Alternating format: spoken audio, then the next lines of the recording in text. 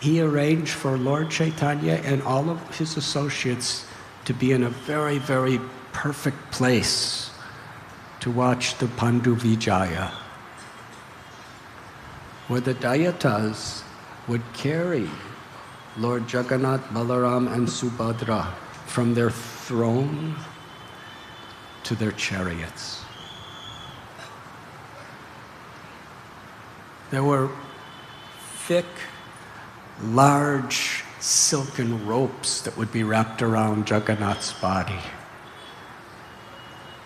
And the Dayatas, Dayata means one who has received the mercy. We heard from His Holiness Bhakti Purushottam Maharaj how previously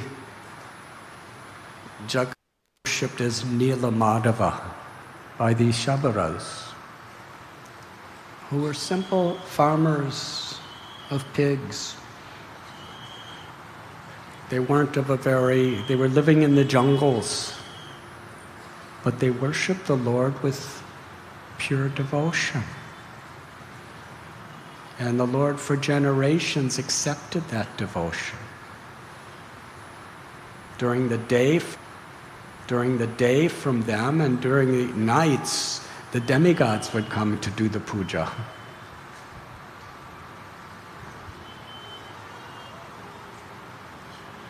Krishna is not concerned with any external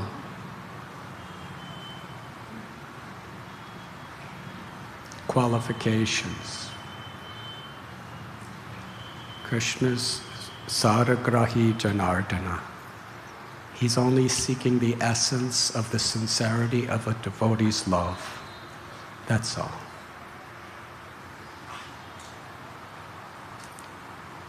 So the Dayatas, who are descendants of those persons, and the Dayatapatis, who are Brahmins, they have received the mercy of the Lord. And Srila Prabhupada explains, after the Snan Yatra for approximately 15 days, Lord Jagannath, Baladev, and Subhadra, they performed the Leela of having a fever.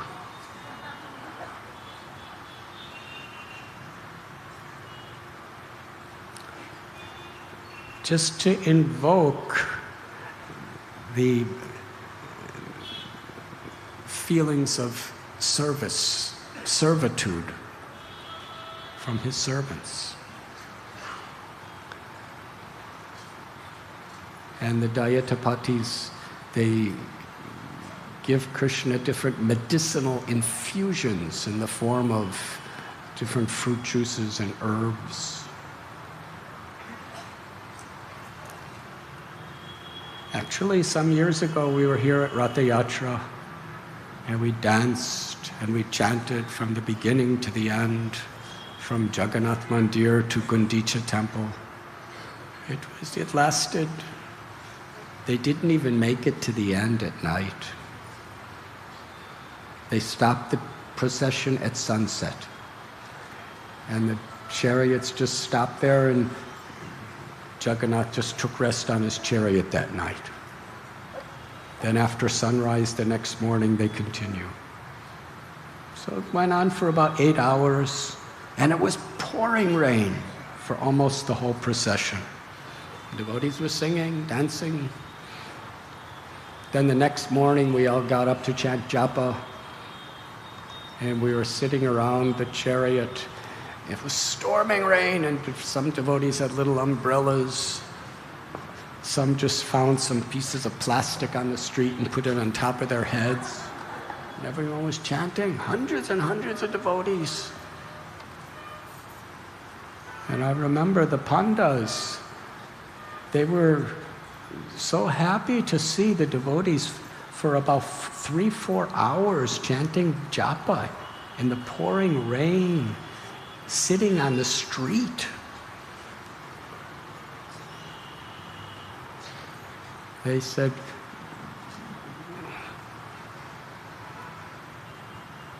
that in appreciation for the ISKCON devotees, we will give them one full rope of Jagannath's chariot to exclusively pulled by them.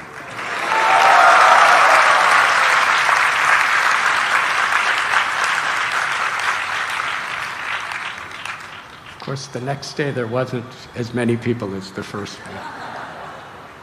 But one thing I remember is I had high fever. Very, very high fever. And I had bronchitis, and I don't know what else, but I was extremely sick. And so many doctors, because we have our Bhaktivedanta hospital, we can't escape doctors. They were all coming with all sorts of ideas. And then our dear, esteemed friend, Ram Kumar, who's one of the Jayatapatis, he's actually taking care of Jagannath when he has a fever. So he gave me the Mahaprasad of the medicine that Jagannath took for his fever. It was about this big. And I don't know what it was, but it was incredibly delicious.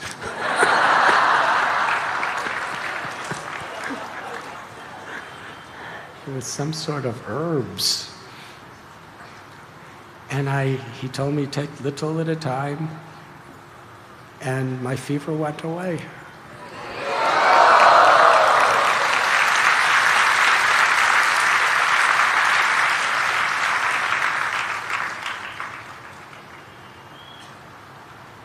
I remember we had a doctor who didn't believe Jagannath actually had a fever.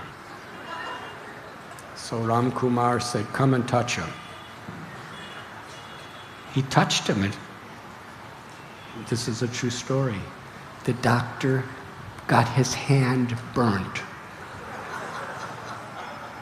He came running to my room, crying like a baby. He said, he really does have a fever. It was early in the morning. I said, who? I was thinking one of our devotees. I said, who?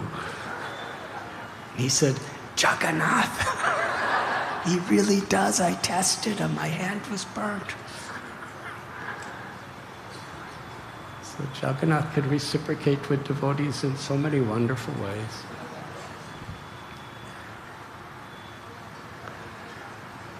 So after 15 days, the Lord, of being in seclusion with Mahalakshmi, the supreme goddess of fortune, Jagannath comes to take his journey to Gundicha, to Vrindavan Dham.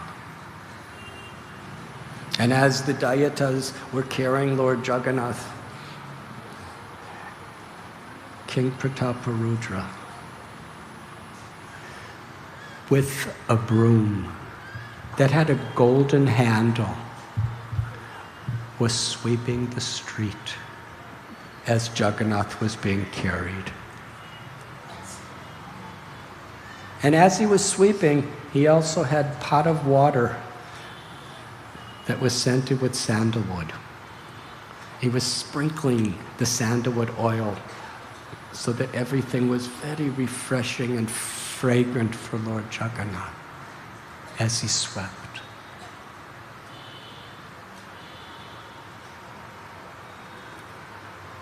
Now sometimes at our Ratha Yatras, politicians come and sweep the street. But they usually do it for votes.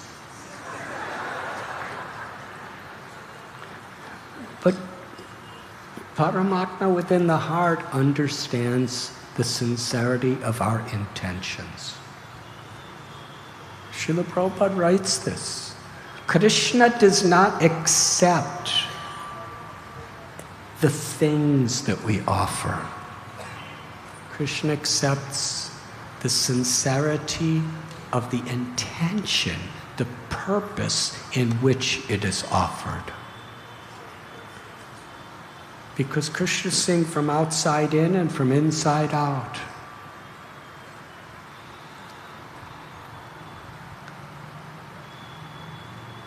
Lord Chaitanya, his heart melted.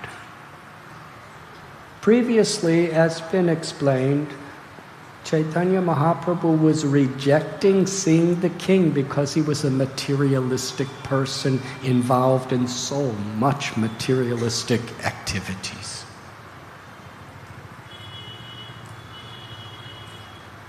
But he saw that the king, from the very core of his heart, identified himself as the menial servant of the Lord. Because sweeping is as menial as we could do. Anybody could sweep. You don't need an education. You don't need a high birth. You don't need beauty. You don't even need a strong body. Anybody could sweep.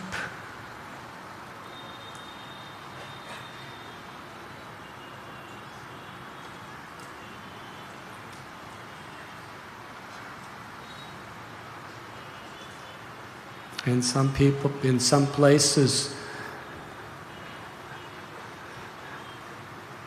people who are considered to be of the lowest order of society are kept to live among themselves. I don't want to go into too many details, but I've been to such places.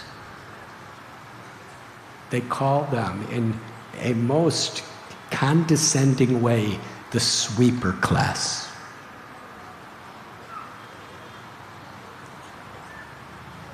King Prataparudra, with great feeling and gratitude, he was sweeping before the Supreme Lord. And sweeping before all the devotees, he wanted everyone who was there to understand his true position. I might be a king in my role, but in my heart, I'm simply the menial servant or the servant of the Lord. And Kaviraj Goswami returns to this particular idea again and again in these pastimes. How Lord Chaitanya was so pleased that the king had such humility.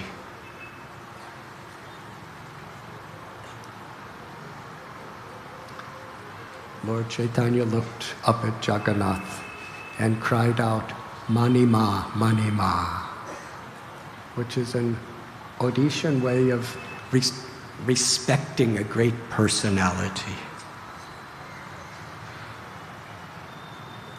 Krishnadas Kaviraj Goswami tells that Lord Jagannath's chariot looked like Mount Sumeru. Yesterday, our godbrother Tribhangananda Prabhu was talking about his initiation, I believe in 1973, at Trafalgar Square in London. And during that initiation, Srila Prabhupada gave a lecture there. And the next day, in the newspaper, a London newspaper, it said that the Hare Krishna chariot was rivaling the Nelson column. And Prabhupada really liked that. He actually wrote it in the purport of Sri Chaitanya Charitamrita. He said, just like the residents of Puri were comparing the Jagannath chariot to Mount Sumeru, the people of London compare it to the Nelson column, which is it's the most famous statue in London. It's very high. As they pulled the chariot, Jagannath, who is Krishna, returning to Vrindavan, he was looking with his lotus-like eyes and saw the sand of Puri as the banks of the Yamuna. And he saw the little gardens of Puri as the forests of Vrindavan. Jagannath's mind was feeling great pleasure. Then Lord Chaitanya Mahaprabhu gathered all of his devotees and personally worshipped each and every one of them. With great feeling, he embraced each devotee, and with his own loving hands, he put garlands on them and anointed their limbs with sandalwood pulp. And he divided his devotees into 7 kirtan groups. Each group had a lead singer and a lead dancer. Each kirtan group had 2 mridangas and many, many kartals. The first group, Swarup Damodar Goswami was the lead singer, and Sri Advaita Prabhu was lead dancer. The second group, Srivas Thakur was singing, and Nityananda Prabhu was the dancer. The next group, Mukunda Dutt, led the kirtan. Haridas Thakur was the lead dancer. And the next group, Govinda Ghosh was singing, and Vakreshwar Pandit danced. Then the residents of Kulinagram started another group with Ramananda and Satyaraj Khan as the lead dancers. And in Srikhanda, they started a group from that village. And that kirtan party, Narahari and Raghunandan were the lead dancers. And from Shantipur, the son of Sri Advaita Achyutananda was dancing. 4 parties were dancing in front of Jagannath's chariot, 1 on either side and 1 in the back. Lord Chaitanya Mahaprabhu, when he danced, the ecstatic symptoms of his love, his great happiness, bringing Krishna back to Vrindavan. That was his mood. Very mystically,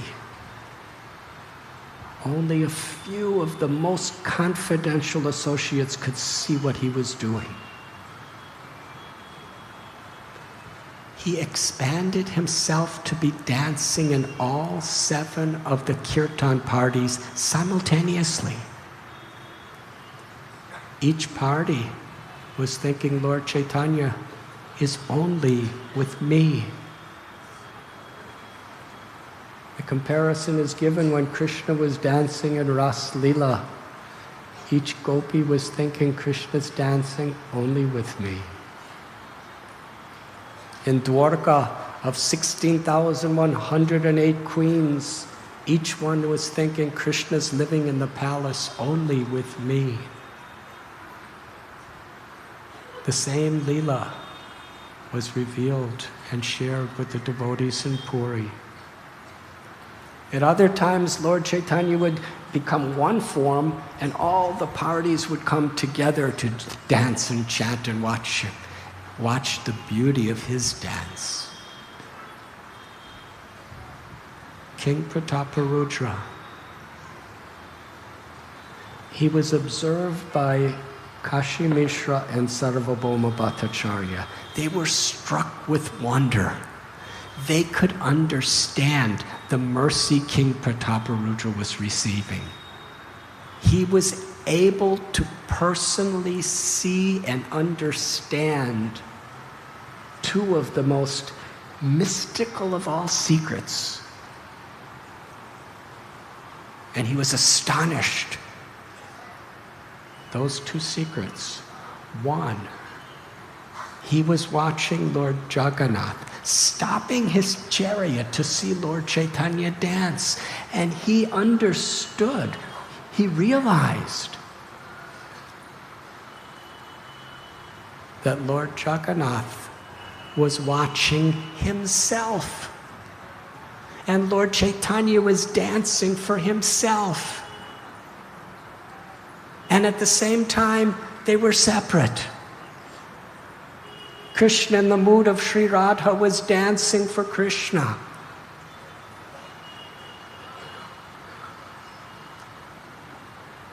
And he also could see how the Lord was dancing in all 7 parties simultaneously. Kaviraj Gopinath Swami tells very clearly, Sri Chaitanya Mahaprabhu gave that mercy to Prataparudra Maharaj because he was so pleased with his menial service of sweeping the street for Lord Jagannath and the devotees. Lord Chaitanya, his Leela Shakti, was arranging all these incredible different manifestations of his pastime because Sri Chaitanya Mahaprabhu was totally absorbed. He looked up at Lord Jagannath and offered this simple prayer. Namo Brahmanya Devaya Go Brahmana Hitaya Cha Jagat Hitaya Krishnaya Govindaya Namo Namaha. And then he offered 2 other prayers glorifying the mercy, the beauty, and the pastimes of Lord Krishna. And then concluded with one prayer where he's revealing his heart. Naham viprona cha narapatirnapi vaishona shudra. I'm not a Brahman or a Kshatriya or Vaishya or a Shudra, Brahmachari, Grihastha, Vanaprastha, Sannyasi.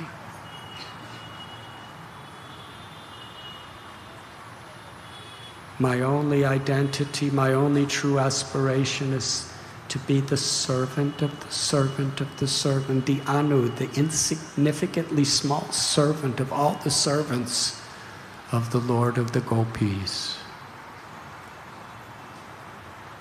That was the prayer that Lord Chaitanya established the foundation of his Sankirtan for the Ratha Yatra, where the most profound ecstasies of love were to be revealed.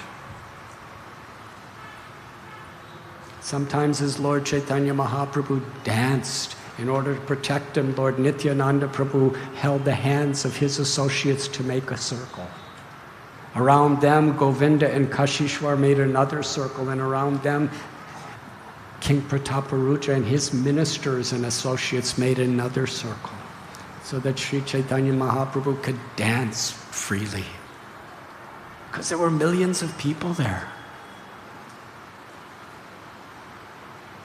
This dance of love is something that the world has never witnessed before. Chaitanya Mahaprabhu, he didn't just cry, but his tears were shooting like syringes. And everyone around him was being bathed by Lord Chaitanya's tears of love. Like the Samuli tree, his hairs were standing on end, like the flowers of a Kadamba tree. Sometimes he would be light like cotton, sometimes he would be heavier than the earth. His beautiful golden complexion would turn to white, to pink. Sometimes his limbs were as hard as dry wood, and sometimes as soft as freshly churned butter. Sometimes from his mouth, jaja gaga, these sounds were coming that nobody could understand. He would roll on the ground like a beautiful golden mountain. And at other times he would leap so high, look up upon him, and he'd be roaring out the holy names.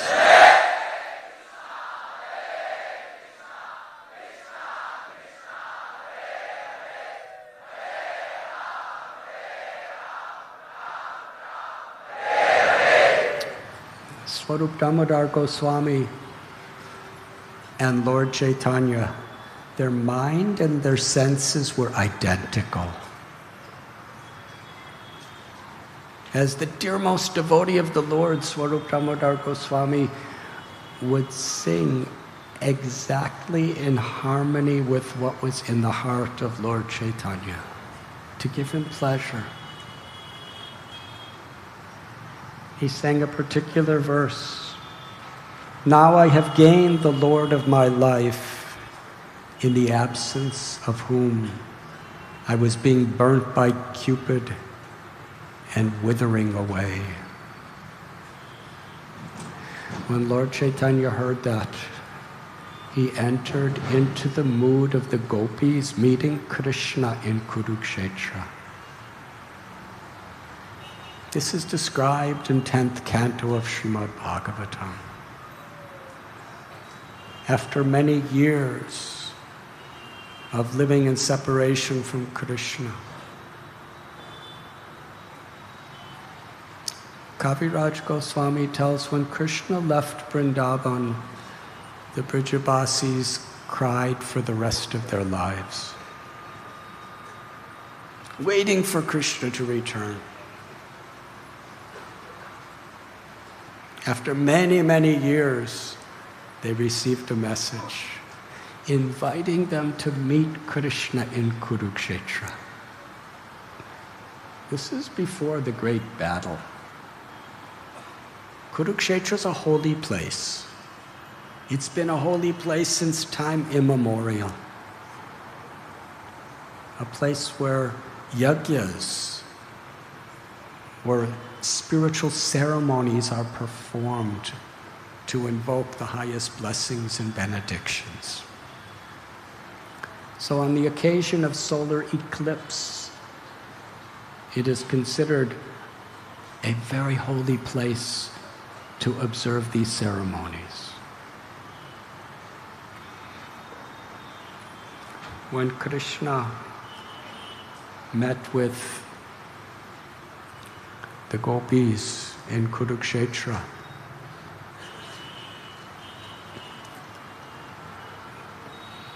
the experience is what was enacted by Lord Chaitanya during Ratha Yatra. Lord Chaitanya, in the mood of Sri Radharani, wanted to make sure that Lord Jagannath was remembering him.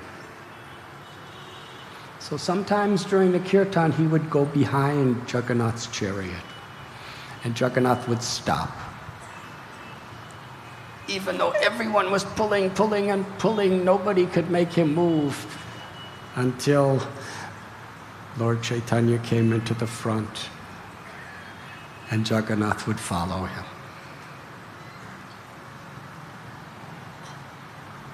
Lord Chaitanya, in the mood of Sri Radha, spoke to Lord Jagannath that I am the same Radharani and you are the same Krishna. And we are meeting in the same way we used to meet. But I am not happy here. These are the same moonlight nights of the month of Chaitra. And I'm feeling the same fragrance of the Kadamba groves. But I want to take you back to the river Yamuna's banks in the forest of Vrindavan. Because my mind is Vrindavan. It is said that the mind and the heart is one. But my mind is one with Vrindavan. I can never be happy until you return home once again to Vrindavan. Here, there are crowds of people, mighty elephants, horses, and chariots. So much noise and sound. But in Vrindavan, there's only the sweet humming of the bees, the chirping of the birds in the forest. Here, you are dressed like a royal prince, surrounded by mighty soldiers. But I wish to bring you back to Vrindavan, where you're dressed like a simple cowherd boy, accompanied by your flute. There is not even a single drop of happiness here in Kurukshetra compared to the limitless ocean of happiness of Vrindavan.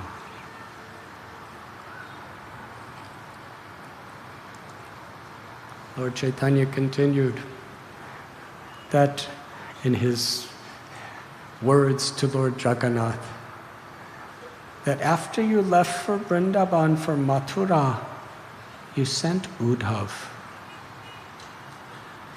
to teach us Jnana Yoga and Dhyana Yoga.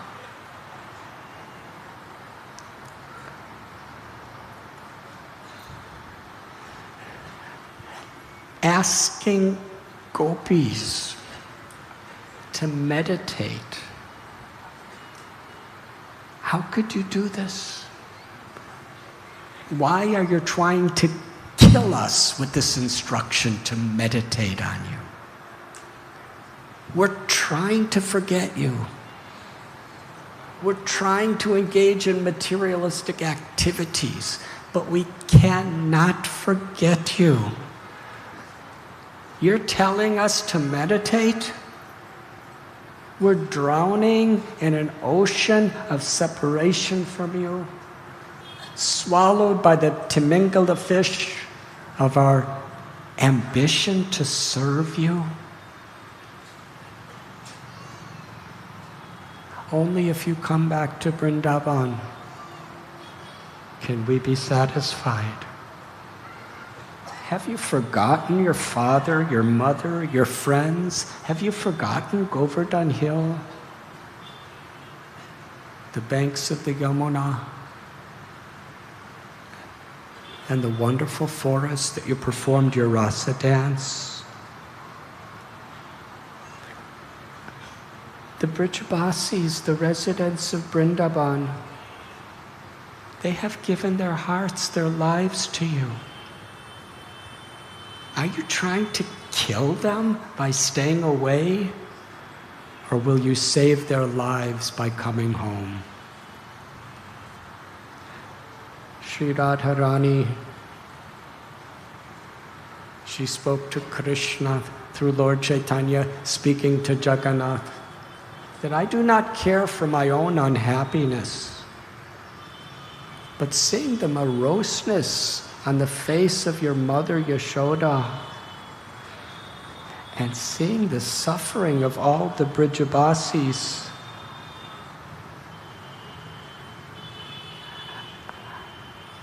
it's unbearable. Why, Krishna, are you doing this to us?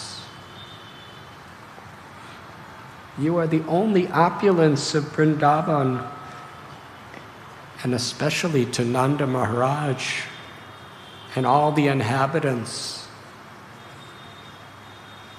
Do you want us to die? Or will you come home and give us life? Then Krishna told Sri Radharani in Kurukshetra that I cry throughout every day and every night in separation from all of you. The residents of Vrindavan are my very life and soul.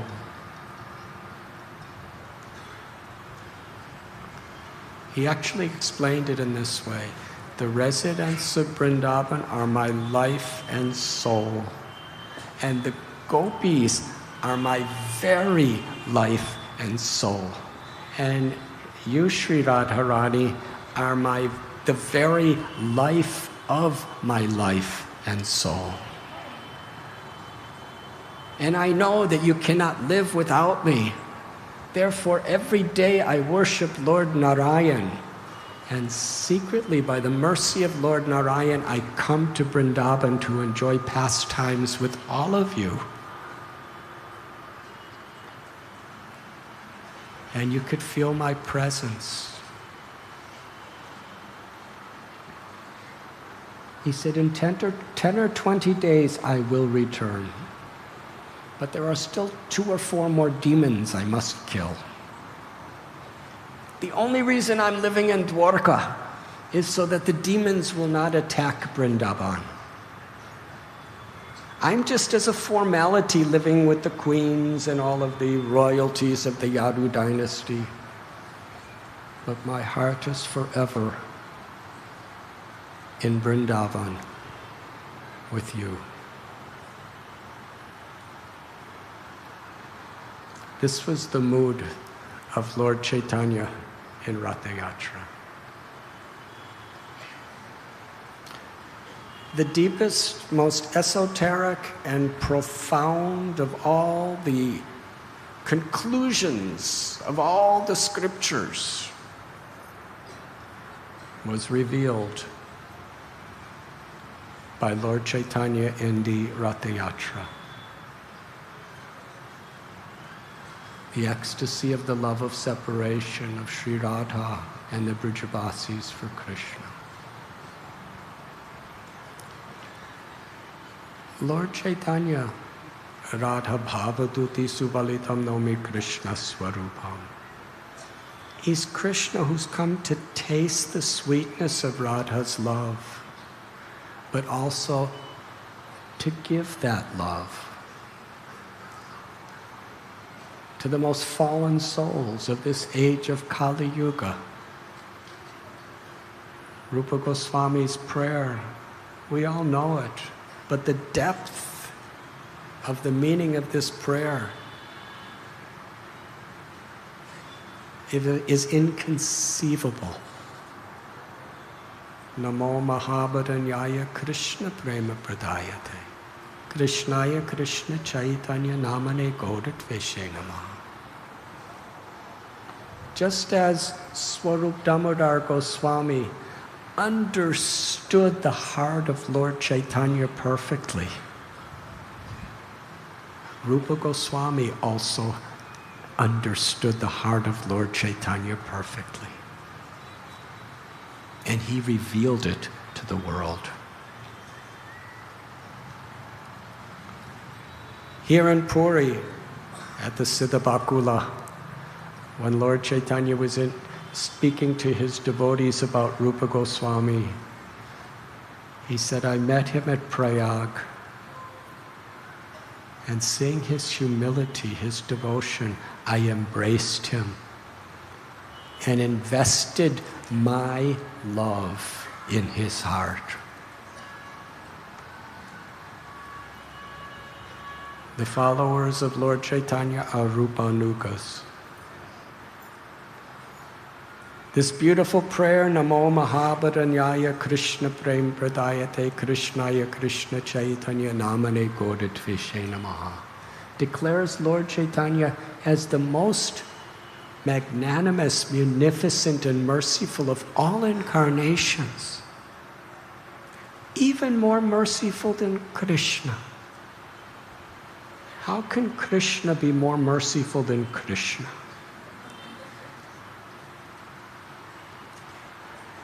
If Krishna wants to be more merciful than Krishna, Krishna is Swarat, he's independent, he can do everything, anything. Krishna exchanged the Madhurya Ras, the loving pastimes with gopis and Sri Radha in the forests of Vrindavan. But only a small group of the most purified saints and sages from Dandakaranya, personified Vedas, could actually enter into that Leela, along with the Nitya Siddhas.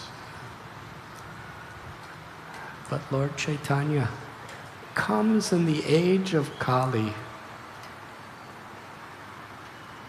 Bhagavatam says, the people of this age of Kali are most unfortunate.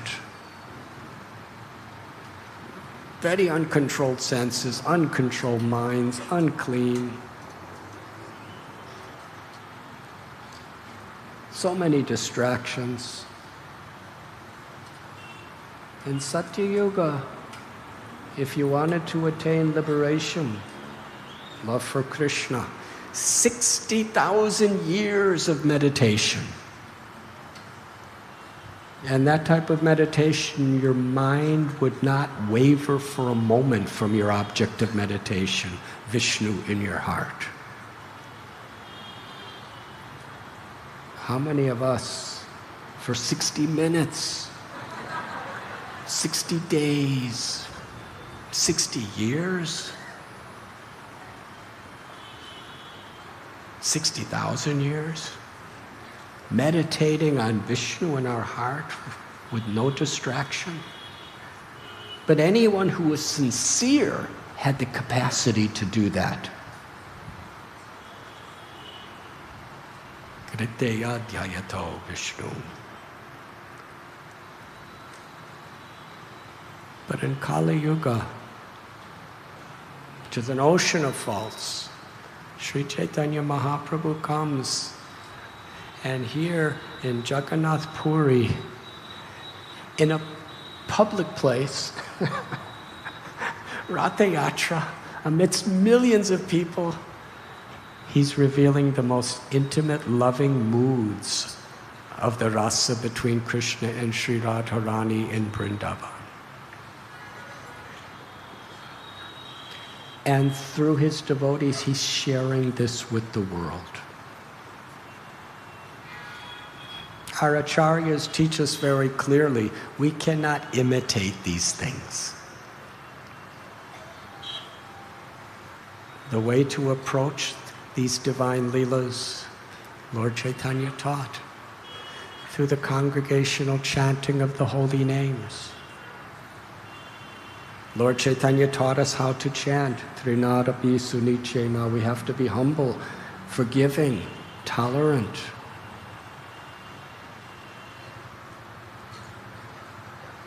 And we have to be in the mood of the servant of the servant. This is what Mahaprabhu is giving us. This is Jagannath Puri Dham. We come to this holy of all holy places, feeling ourselves very fallen, crying out the holy names, crying out for service to Krishna and the devotees, so that Lord Chaitanya Mahaprabhu, mercy will be upon us.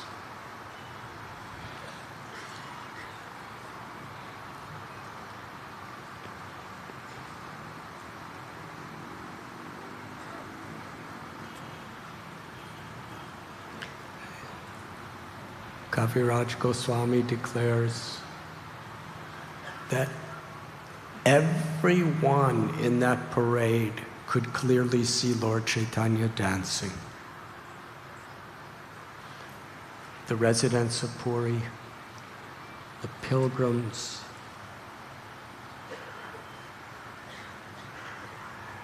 the shopkeepers, everyone. And whoever saw Lord Chaitanya's loving dance were blessed with the highest perfection of ecstatic love for Krishna. That is how Sri Chaitanya Mahaprabhu was freely giving his mercy. Then the parade came to the Balagandhi, where Jagannath, Baladev and Subhadra's chariots stop. And anyone and everyone could come and offer bhoga. King Prataparuja, various Brahmins, various people, they brought hundreds and thousands of preparations, placed them all around the chariots to offer them. At that time, Lord Chaitanya and his associates went to a garden just close to Gundicha temple, to rest. By this time, throughout the entire day, they were continuously chanting and dancing in great joy. Lord Chaitanya laid on a raised platform to rest. It was at that time that Sarvabhauma Bhattacharya, Ramananda Rai, and the other devotees, they put King Prataparudra in the dress of a simple Vaishnava. And they told him, go in and massage Lord Chaitanya's legs and chant the Gopi Gita.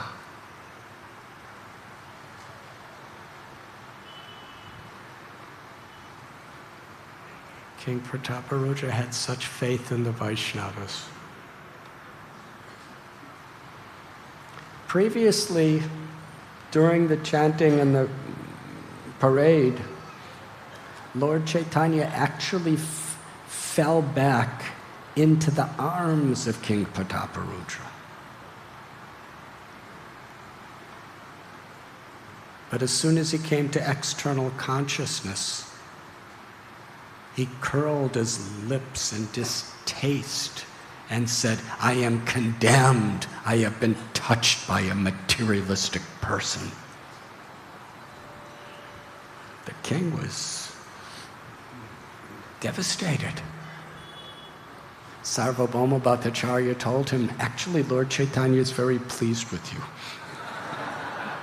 But he's saying this because he's giving an example to others. So after that, really King Prataparudra had to have great faith in the Vaishnavas to go back to massage Lord Chaitanya's legs.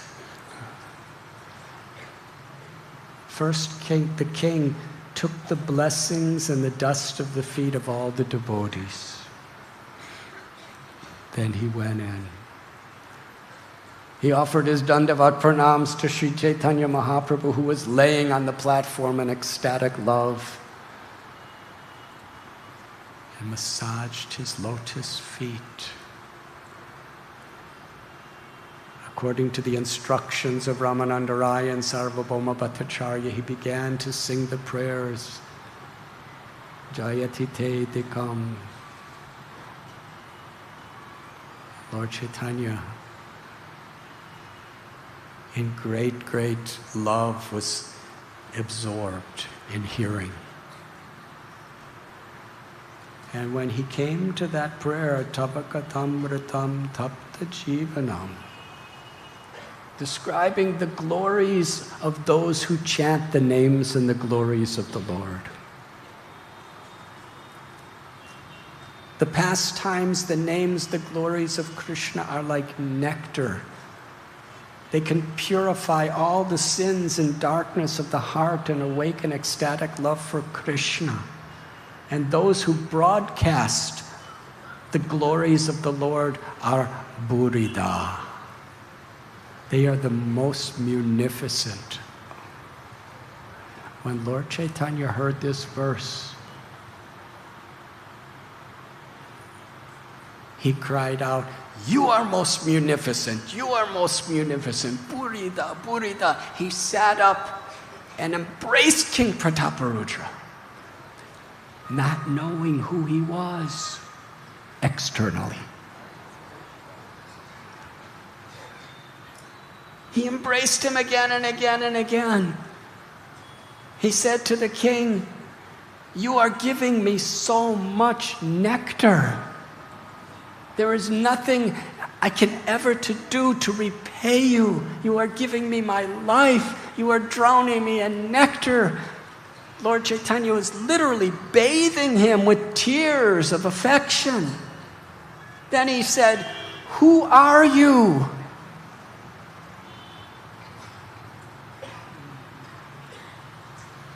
You cannot tell a lie to the absolute truth.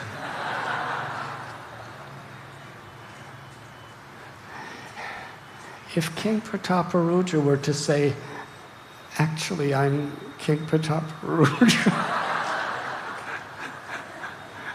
That would have been impossible.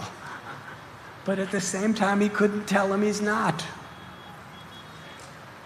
That's where we find the very heart of this Leela revealed. King Prataparudra responded to Lord Chaitanya by speaking the deepest, most honest truth of his heart.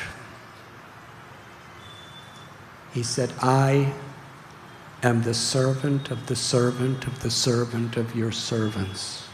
And my only ambition in life is to be the servant of the servant of your servants. In the purport, Srila Prabhupada explains this is the heart of bhakti.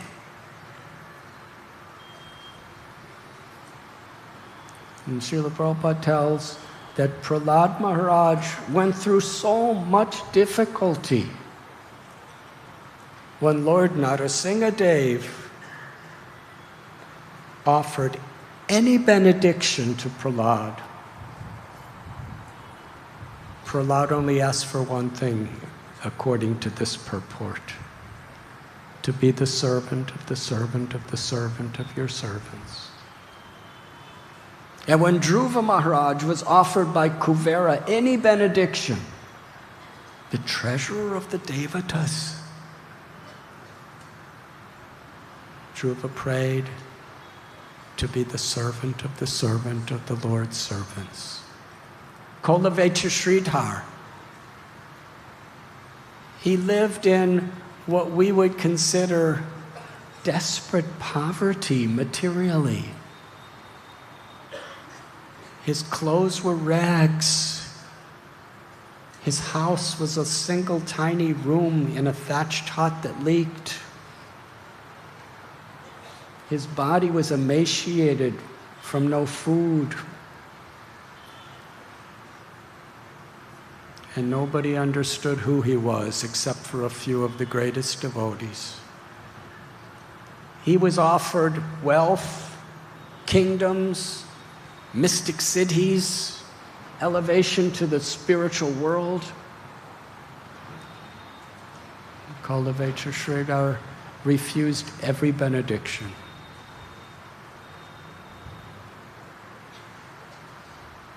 Lord Chaitanya said, I want to give you something. Lord Sridhar said, please I don't want anything from you, Lord. Please be peaceful. I only want to make you happy. Lord Chaitanya said, if you want to make me happy, ask for something. To be the servant of the servant of the servant. The conclusion, Srila Prabhupada explained, the highest benediction that we could strive for or pray for is to be the servant of the servant of the servant of the Lord. Sri Chaitanya Mahaprabhu was so pleased with King Prataparudra. He secretly revealed his divine opulences to him and told him, please do not disclose what you have seen to anyone.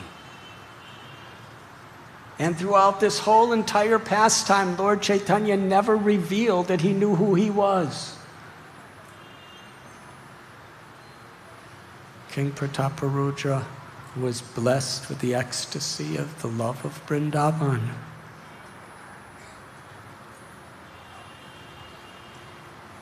But the most instructive part of the story is what's coming next. Are you awake? Much louder, please. Thank you.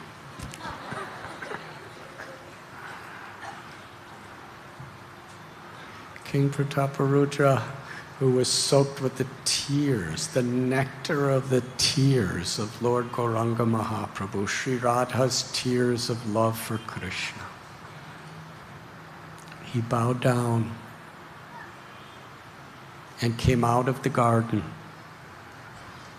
where the devotees were waiting for him.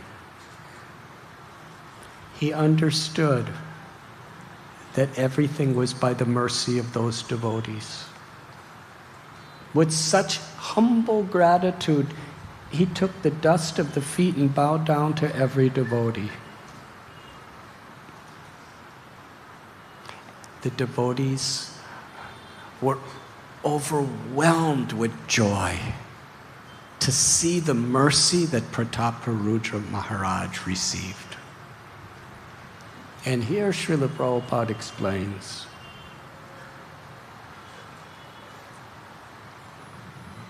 they had no envy. In this material world, the force of envy is so powerful. People cannot tolerate others having anything that they may want. And Srila Prabhupada explains, even in spiritual life, we're coming to renounce the false ego, but we could so easily become envious of other devotees.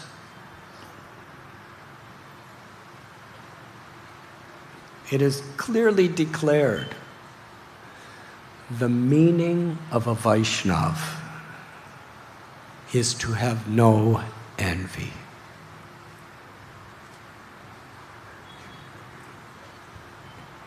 Please chant Hari Bol very loudly if you feel yourself to be a Vaishnava.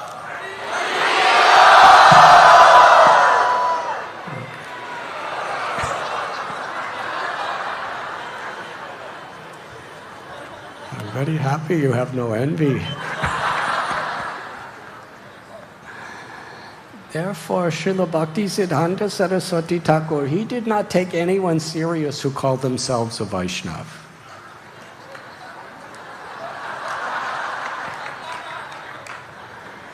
Srila Bhaktisiddhanta Saraswati Thakur and Lord Chaitanya himself took seriously a person who considered themselves Vaishnav Das, the servant of the Vaishnavas.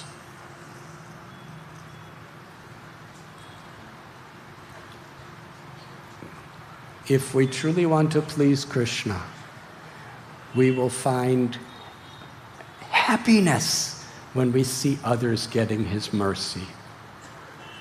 We will feel happiness when we see others prospering spiritually. If somebody's being empowered by Krishna, if that person gets proud, they're not really very dear to Krishna. But if little you or me, if we're happy to see that person being empowered, we're more dear to Krishna than they are. Does that make sense? Krishna's not just pleased by what we can accomplish. He's pleased when we are truly a well-wisher of others. When we take joy to see another devotee's success, take joy to see another devotee's happiness, take joy to see another devotee's empowerment, we become intimately dear to Krishna by that happiness. But if we have envy, then we should know that that envy is what disconnects us. But I don't want to leave you all hopeless, because sometimes we are envious. But we should recognize envy as an enemy, not a friend. We should not act according to the dictations of our envy. We should do just the opposite. If we're feeling envious of someone, we should serve that person. Now, someone may say that's hypocrisy.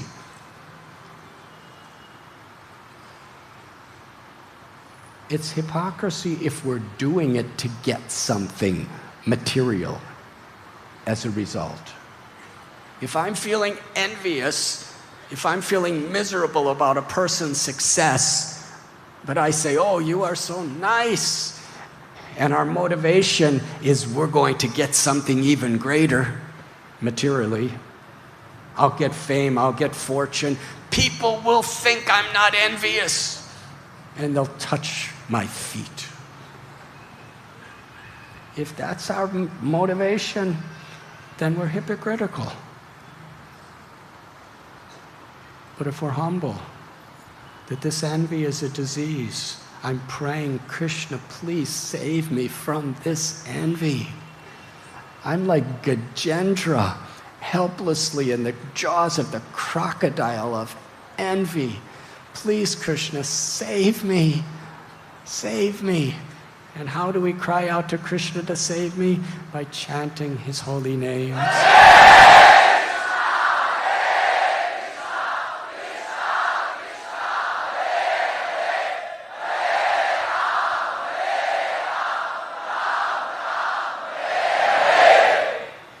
And we serve that Vaishnava, and we glorify that Vaishnava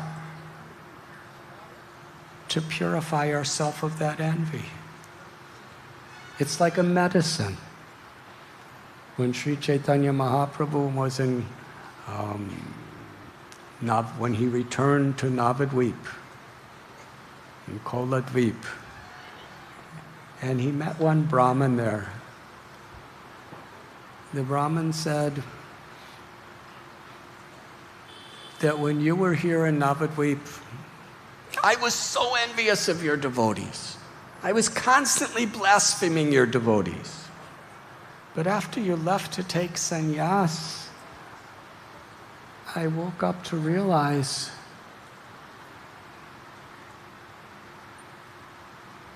how sinful I am. Now I'm surrendering to you. Please, what can I do to be forgiven? Lord Chaitanya said that when you criticize others, you're drinking poison. When you glorify the great souls, when you glorify the Vaishnavas, when you speak as a well-wisher to others, you are drinking nectar.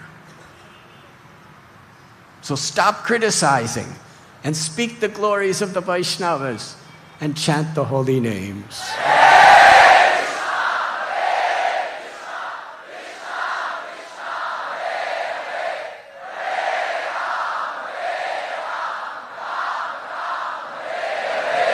That is the medicine.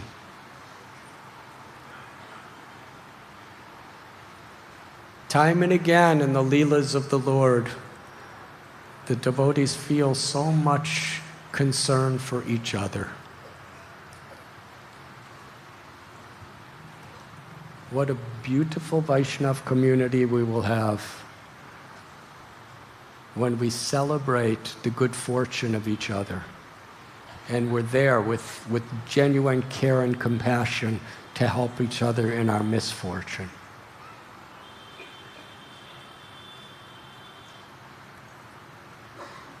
That is Gaudiya Vaishnava society. So the devotees, none of them were thinking, why didn't Lord Chaitanya bathe me with his tears? Why didn't he embrace me time and time again and say, I'm the most munificent? That's not the way a Vaishnava thinks. They weren't thinking of themselves.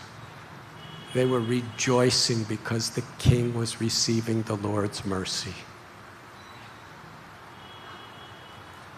That's how we water the root of the tree. That's how we please Krishna. That's how our love of Krishna awakens. So here in this Ratha Yatra, we're speaking very neophyte, just repeating the words, that's who I am. We're speaking about Sri Radharani's most intimate dialogue with Lord Krishna. bringing him, begging him to come back to Vrindavan. And that's what the Ratha Yatra parade is. Srila Prabhupada explained it so simply. That in the hearts of the gopis, because Srimad Bhagavatam doesn't tell that Krishna went to Vrindavan then. In the hearts of the gopas and the gopis, they brought Krishna, Balaram, and Subhadramai. In the chariots of their hearts, they brought him back to Vrindavan.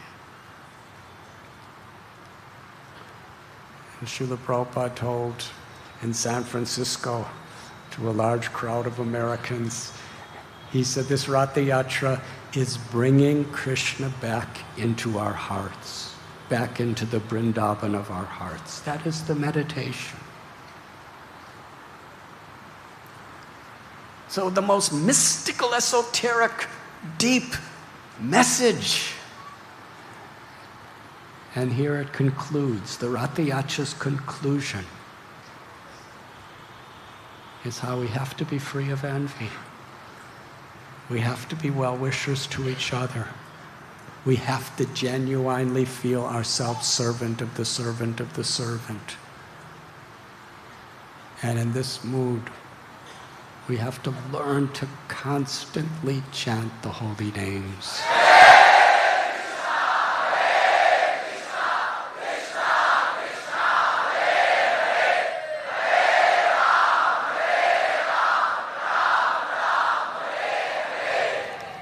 Then our heart becomes Vrindavan. Krishna reveals himself to us. And in Sri Chaitanya Mahaprabhu's path, as we make spiritual progress, we want to share that good fortune among the other devotees.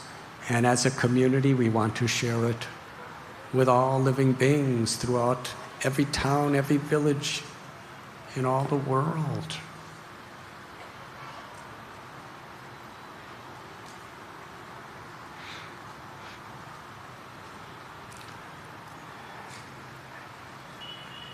King Prataparudra, after he came out of the garden, bowed down to all the devotees. He didn't just go back to his palace thinking how fortunate he was. He immediately was working so hard to organize prasad for Lord Chaitanya and all the devotees. There was no stop, he just wanted to serve. Krishnadas Kaviraj Goswami tells the type of prasad that Maharaj Prataparudra organized for the Vaishnavas. There's pages and pages and pages of preparations described. And Lord Chaitanya and all the devotees took prasad so happily. They rested. And meanwhile, it was time for the chariot to continue to Gundicha. The people were pulling the ropes. Jagannath would not move. The Godas, they came to pull the ropes. Still didn't move. Nobody understood, how is this possible? King Prataparudra, he was such a Sevite in the mood of serving. He organized the strongest wrestlers of the kingdom to grab the ropes and pull with all their strength. Still, Jagannath didn't move. The king, he brought royal elephants, gigantic male elephants, and hooked them up to the chariots. The elephants, many, many elephants, pulling the ropes. They were struggling, straining. The elephants were screaming, trying to move the chariot.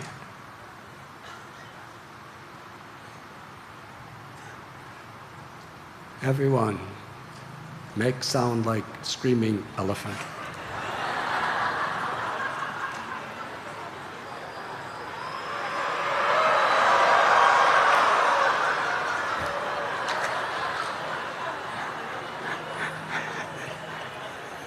You sound like jackals.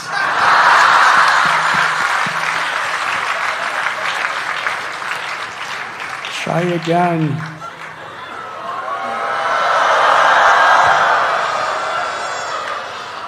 Okay, that was better. You sound like cuckoo birds. They were screaming, and nobody could. And Lord Chaitanya came out and was smiling. And he personally came and disconnected all the elephants. And then put the ropes in the hands of his devotees.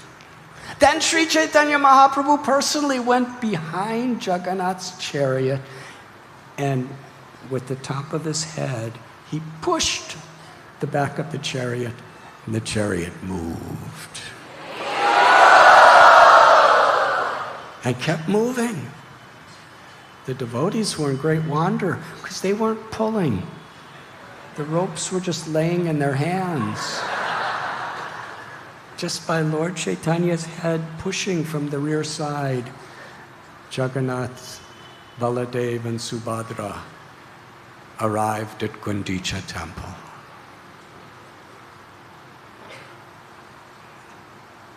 The Dayatas picked them up and brought them on their thrones in Gundicha. There was a wonderful Abhishekam bathing ceremony. Bhoga was offered to them. And meanwhile, Lord Chaitanya Mahaprabhu and his devotees in the gardens of the Gundicha performed Harinam Sankirtan. For 9 days, Lord Chaitanya and his associates celebrated Krishna being back home in Vrindavan again. Throughout the day, every day they were doing kirtans in the various gardens around Gundicha. We're becoming short of time. The Hera Panchami took place, which is a very inconceivable, wonderful festival described in great detail in Sri Chaitanya Charitamrita, where Sri Lakshmi Devi comes to meet Lord Jagannath because he was away from her for many, many days. You have to read it. It's very beautiful. It's revealed in here the glories of Vrindavan.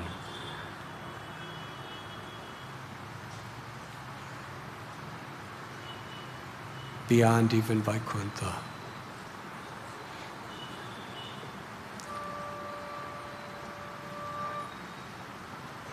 And then on the 9th day, Lord Jagannath is brought back to the Jagannath temple. Sri Chaitanya Mahaprabhu would rise every morning very early, take his bath and go to Jagannath's temple. He would stay there till the Upala Bhog, which is around noon, and bring the Mahaprasad, the garlands, the cloth, and the bhoga, the food remnant prasad of Jagannath directly to the garden where Haridas Thakur was residing. This was Lord Chaitanya's daily routine. Dance and chant and ecstatic kirtan in Jagannath's temple till noon, then bring Jagannath's prasad to Haridas Thakur to discuss Krishna Katha and Harinam with Haridas, and then he would return to his own residence in Nagambira. For 4 months, the devotees of Bengal remained with the Lord. And each of the devotees was very anxious to invite Lord Chaitanya Mahaprabhu to their homes for prasad.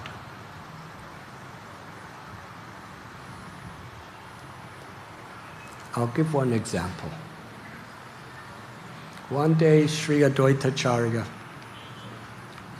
he approached Lord Chaitanya with great humility.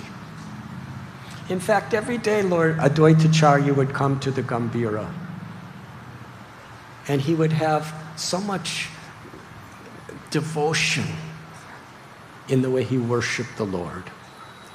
He would have a garland, he would have a little deep for arti, would offer him incense. And then after, he would offer the beautiful prayer, Namo Brahmanya Devaya. And after Advaitacharya offered all this puja to Lord Chaitanya, Lord Chaitanya would take the same articles of puja and worship Advaita. And he would say, whoever you are, but I offer my respects to you. So one day Advaitacharya invited Lord Chaitanya for lunch. Because Lord Chaitanya would always take lunch with the other sannyasis. And being a sannyasi, he would insist on very simple food. So Advaita Prabhu said, please come to my house. I just have some very simple rice. Come today. This was in the morning. Chaitanya Mahaprabhu always wanted to give affection and happiness and glorify his devotees. He said to Advaitacharya that whoever eats your rice, the rice that is cooked by you and offered to Krishna, that person will get love for Krishna. The ultimate perfection of life is achieved just by tasting the rice that you have cooked for Krishna. I am willing to go out and be a beggar to obtain the rice prasad that you have prepared. Advaitacharya was feeling so happy that Lord Chaitanya was encouraging him in such a way, especially because that meant he was going to come for prasad that day. So Sri Advaita went back to his house. His beloved wife, Sita Thakurani, was there. He said, Sri Chaitanya Mahaprabhu is coming for prasad. Let us make everything the best. So they were gathering so many different preparations. In fact, Sita Thakurani, she had such motherly affection for Lord Chaitanya that she knew everything that little Nimai Pandit used to love to eat when he was a child. And she brought all those ingredients. Of course, she was very close friends with Sachi Devi. She brought all those ingredients, special kinds of sak and vegetables and special rice from Bengal. And she was preparing, and her and Advaita Prabhu, they were together cooking.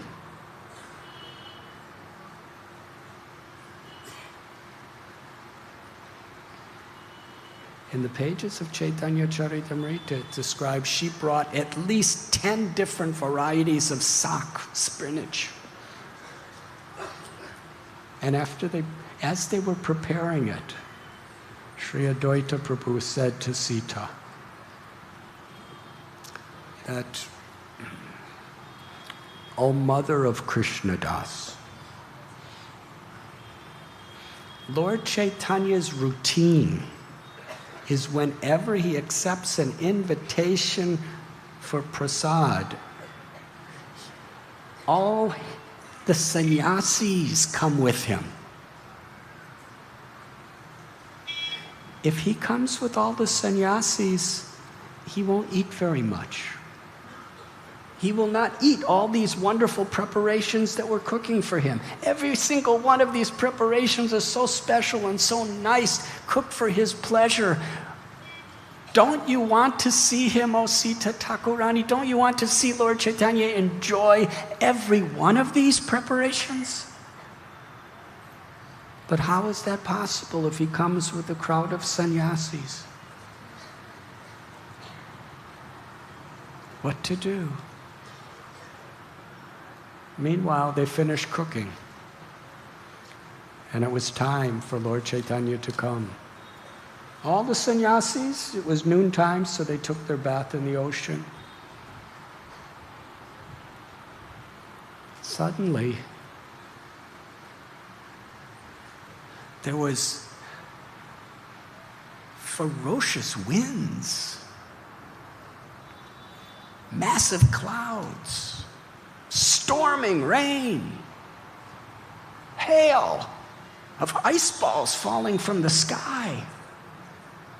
And because of the winds and the rains and the hail, it became so dark, and all the sand and the dust was in the air.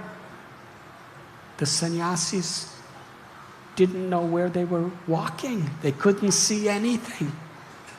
They were trying to get to Advaita Prabhu's house, but they couldn't see which way to go. Meanwhile, there was just a very light rain at Advaita's house. And he set everything up. And from the Gambhira to Advaita's house, there was no rain for Lord Chaitanya to come. Sri Chaitanya Mahaprabhu came all alone. Sri Advaita Prabhu was so happy. Sita Thakurani was so happy. They put a nice seat down, and they brought so many different preparations for the Lord's pleasure. And Lord Chaitanya would take half of it and leave the other half. Each preparation, he would take half and leave the other half. And then Lord Chaitanya explained why he did this.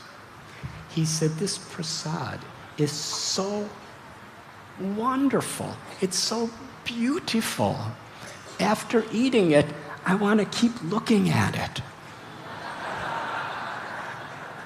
I don't want it to ever go away. And Advaita kept filling it back up, and Lord Chaitanya would keep eating half of it again.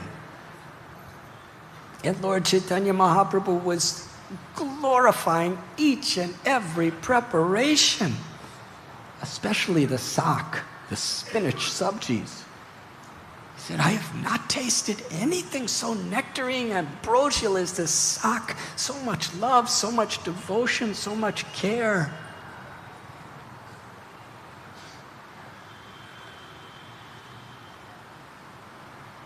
How is it possible that you could cook all of this? Advaitacharya and Sita Thakurani, all their desires were completely fulfilled. Lord Chaitanya enjoyed so much every preparation. And just toward the end of the meal, Advaitacharya suddenly offers a prayer. He prays, O Indra, today I recognize and appreciate your prowess. O Indra, today I consider you to truly be a Vaishnava. O Indra, from this day on I'm going to offer flowers and water in gratitude to you. Lord Chaitanya asked Advaita, why are you saying prayers to Indra? Advaita said, you just eat. You don't worry about, you don't listen to these things. Just keep eating. Chaitanya Mahaprabhu said, I know why you are off, because it is by your prayers that Indra has sent these torrents of rain. This is not the season for rain. It never rains in this season. Why is it raining? Because you did not want any of the sannyasis to come with me. You specifically wanted me to eat every preparation, and you could put your full energy in serving me because you knew if the sannyasis were here, you would have to be distracted by serving everybody else, and I would be trying to please them, and I wouldn't eat everything. So you just wanted me to eat all of your preparations, and therefore you caused Indra to bring about these tumultuous storms. He said, but this is nothing for you, Advaita Prabhu, because I know who you are. It is by your calling that the Supreme Personality of Godhead, Krishna, descends to this world. It is by your calling that Yamaraj, time, and death have to give up their powers wherever you want to show your mercy.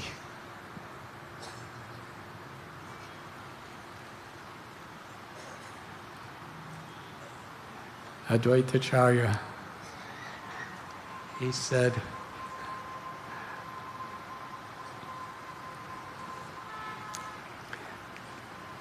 this is all just the effect of your affection upon your servants.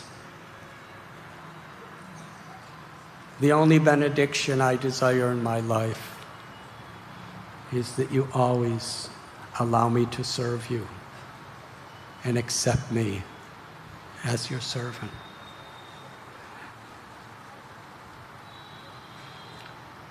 One day, Advaitacharya, he called all the devotees together in the streets of Jagannath Puri. He said, today we will have Sankirtan, and we will only glorify Sri Chaitanya Mahaprabhu. After all, he is Krishna. He is the avatar in this age of Kali. Whatever respect and worship we're getting, it's only by the mercy of Sri Krishna Chaitanya Mahaprabhu. Today we will not sing any other name except Lord Narayan, Lord Krishna, who has appeared as Sri Chaitanya.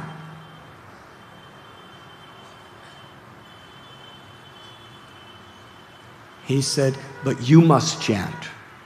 Because I'm so enthusiastic, if I chant, it will be like the roaring of thousands of lions. So you sing the glories of the Lord, and I will dance. The devotees, they knew Lord Chaitanya's mood. He would never allow anyone to declare him, especially in a public place, to be Krishna. Although he is Krishna himself, he appears in the role of a devotee of Krishna, and to teach by his example.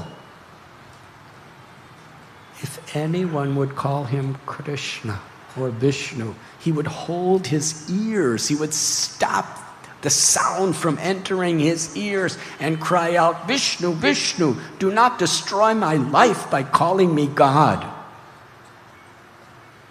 I'm the servant of the Lord.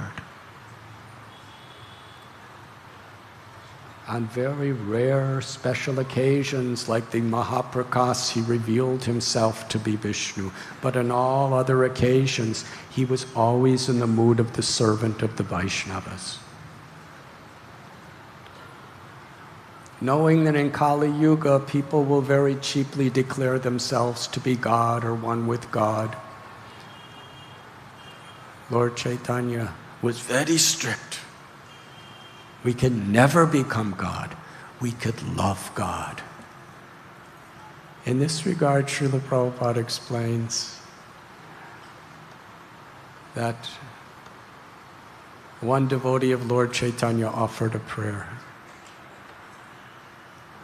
I do not worship the Upanishads or the Puranas or the Vedas or the great Mahants and Yogis.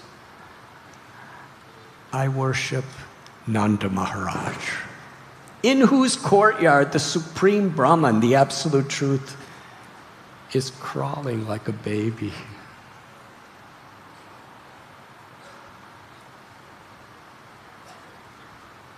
Srila Prabhupada tells, who's more of a servant than a mother or a father? When a child's a little baby, the mother's constantly serving that baby, if required 24 hours a day with their hearts, because there's love. Where there's love, there's a desire to serve. Where there's love, there's a will to sacrifice.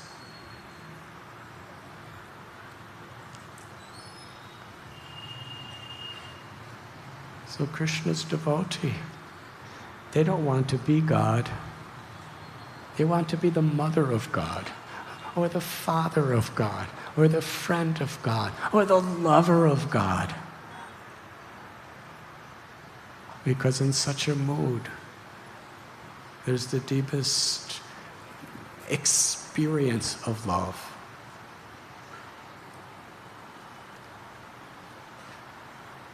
Compared to the ocean, the fathomless ocean of love of Krishna, prema bhakti, even liberation is hardly a drop in comparison to one's happiness. So Lord Chaitanya was very strict. He would chastise the devotees with his own displeasure if they ever called him God. And here's Advaita Prabhu. He's ordering all the devotees, right here in Puri, in front of the temple, in front of everyone. We will declare Lord Chaitanya as Krishna. They were afraid to displease Lord Chaitanya. They were even more afraid to displease Advaitacharya. So on his order, they chanted beautiful songs, so loud, so tumultuously, that the Supreme Lord Narayan has now appeared in the beautiful golden form of Gaurchandra, Sri Chaitanya Mahaprabhu. He's the Lord of Vaikuntha. He's the Lord of Vrindavan. He's the most intimate, well-wishing friend of all living beings. He's Karuna Sagar. He's a bottomless ocean of compassion. Sri Chaitanya Mahaprabhu has come to chant his own holy names and drown the world in the deluge of the chanting of the holy names. In this they were chanting, and Advaita was dancing so ecstatically to this kirtan, and he was composing his own beautiful poems, declaring Lord Chaitanya as the absolute truth, as the son of Nanda Maharaj. The kirtan resounded in all directions. Sri Chaitanya Mahaprabhu in his home, Gambhira, he heard a loud kirtan going on. So he became very excited and went to join the kirtan. When he arrived, he heard what they were singing. Advaita gave a strict order: we will not sing the name of any other incarnation except Sri Chaitanya. Because Sri Chaitanya is the source of all incarnations. We will exclusively chant his names today. Lord Chaitanya heard this. He was very embarrassed. He stood there. Advaita Prabhu saw Lord Chaitanya, very grave, externally looking embarrassed and displeased. All the devotees saw him. But upon seeing him, Advaita became more ecstatic and danced even more jubilantly. And being influenced by Advaita Prabhu's ecstasies, the devotees chanted even louder, Jai Gauranga, Jai Gaur Narayan, Jai Gaur Gopal. Jai Gaur Govinda. Jai Shri Navadvip Chandra. Shri Jagannath Swami has appeared as Lord Chaitanya. Go Premanandi. They weren't even chanting Hare Krishna mantra. That kirtan, the Hare Krishna mantra, was not allowed. It was very ecstatic. Devotees were seeing Lord Chaitanya very grave, and they were dancing more enthusiastically and singing louder and louder. Lord Chaitanya Mahaprabhu turned around and walked away. What did the devotees do? They followed him, chanting his glories. Lord Chaitanya didn't even turn around. He went right to his room in Gambhira, entered his room, closed the door, and just to show his displeasure to all the devotees, he laid down on the floor. The devotees saw Lord Chaitanya laying on the floor, and they increased the volume and the enthusiasm and the happiness of chanting Jai Gaur Govinda,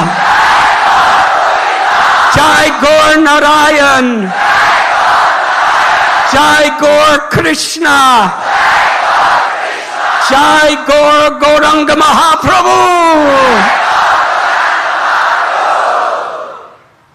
Lord Chaitanya closed his eyes. The devotees didn't go away. Govinda, he said, he came to Lord Chaitanya while he was pretending to be asleep. And he said, "My Lord, the devotees are here." And Lord Chaitanya sat up. He didn't even sit up. He just laid there and said, "Bring them in." So some of the leading devotees came in his room. And Lord Chaitanya looked up and said, "Why are you doing this? You know what is my mood? Why are you doing this?"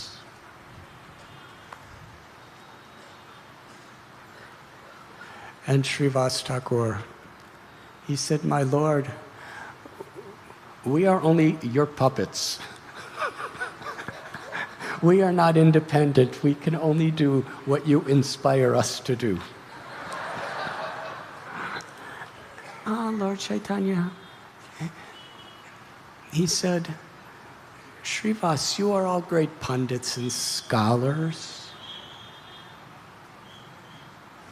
You know that I am hiding my supreme glories to the world. You know that is my will. Why are you doing this?" Srivas answered his question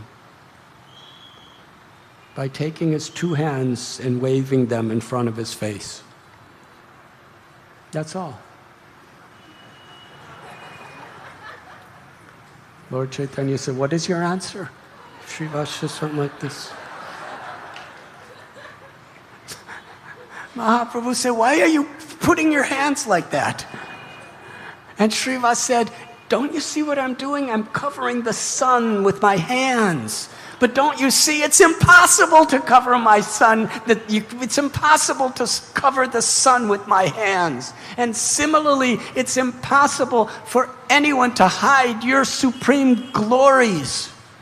My Lord, don't you see what's happening now? Now everyone knows that you're the Supreme Personality of Godhead." And just at that moment, thousands and thousands of pilgrims who were just coming to Jagannath Temple, they all came to the Gambhira.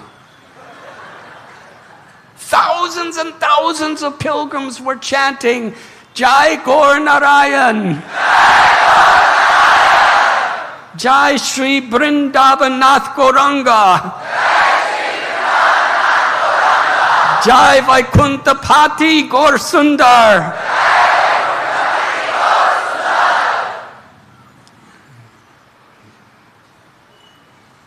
Srivas said, there are people here from Bangladesh. There are people here from Tripura. There are people here from all over the world. And now they're chanting your glories. In every direction, your names are being chanted. You have descended to deliver the whole world, my Lord. Lord Chaitanya smiled. He said to Srivas, you have defeated me. Lord Chaitanya was supremely pleased in his heart.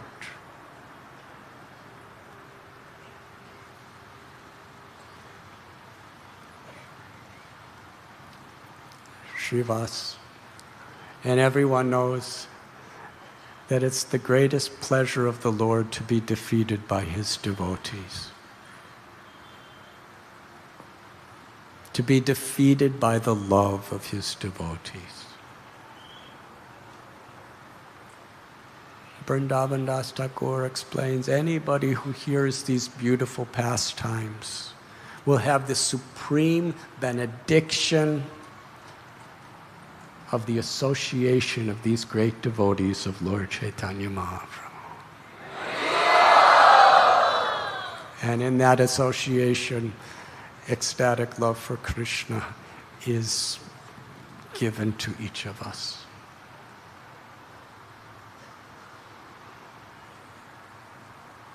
Should I continue?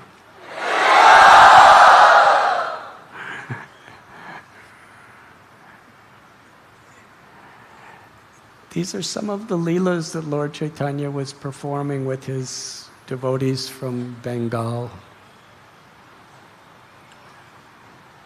During the 4 months, they would celebrate so many different festivals. For Janmashtami and Nandotsav, Lord Chaitanya would dress all his devotees up as gopas and gopis and perform wonderful leelas. During the Vijay Dasami, Lord Chaitanya and the other devotees dressed up as monkeys. In this day where they were celebrating all the different festivals here in Jagannath Puri. And at the end of the Chaturmasya, all the devotees came to the Gambhira, where Sri Chaitanya Mahaprabhu was to bid them farewell. They were all going back to their respective homes. They would not see Lord Chaitanya at all for the next 8 months. But especially in Sri Chaitanya Charitamrita, these particular exchanges are very special. Because in the imminent separation of these devotees, there was a special emotion of love where the Lord and the devotees would express their appreciation for each other. Mahaprabhu told Advaitacharya that give Krishna consciousness, love of Krishna, to even the most fallen of all fallen souls. That's how he said goodbye to him. To Nityananda Prabhu, go to Bengal and without restrictions, give Krishna consciousness, love of Krishna to everyone. To Srivas Thakur and his brothers, he said, in your home every single day perform Nam Sankirtan.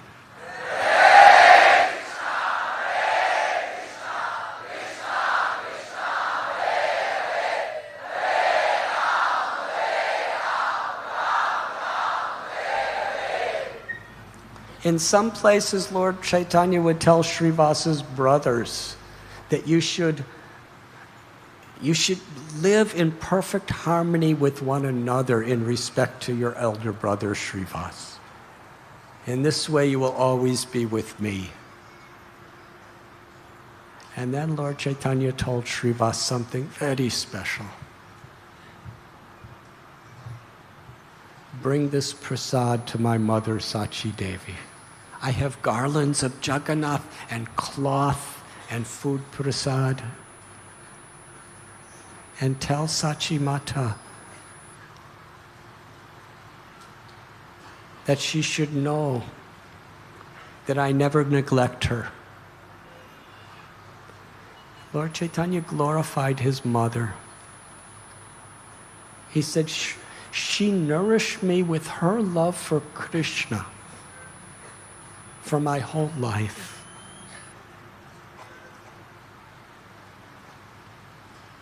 It's very interesting how Lord Chaitanya explains his mother Sachi. It's not that she just nourished me with her love. She nourished me with her love for Krishna. Her love for Krishna was so deep, and that manifested as the most pure motherly love for her child. He said, whatever devotion I have, whatever good qualities I have, it's all because of my mother. I should have never left her and taken sannyas, but somehow or other I have done like this. And now my mother, she cooks for me every day. Just the preparations that she knows that I like. And as she's cooking, she cries. And as she offers them to her Shalagram Shila, she cries. Please give her this example. Remind her that on the day of Vijay Dasami of last year, she made preparations, and Lord Chaitanya then told Srivas exactly the preparations that she made. And she went to offer them to Shalagram Shila. She put the plate on her lap and was thinking all these were the favorite things to eat for my little Nimai. And feeling separation from me, she cried and she cried and she cried. I couldn't resist. I had to go there and eat everything on the plate. But because her eyes were so filled with tears, she could not see. And after some time, when she finally cleared the tears of her eyes, she saw the plate was empty. And she was thinking, what happened? Why is there no food on the plate? I'm sure I put the food on the plate, but I must not have put the food on the plate. Or maybe an animal came and ate it all when I wasn't looking. She was bewildered. She knew inside of her heart that I came to eat it, but her external consciousness could not accept it. So she asked her assistant, Ishan, to clean the plate again. She went back to the kitchen and saw there was still food in the pots. So she offered it all again.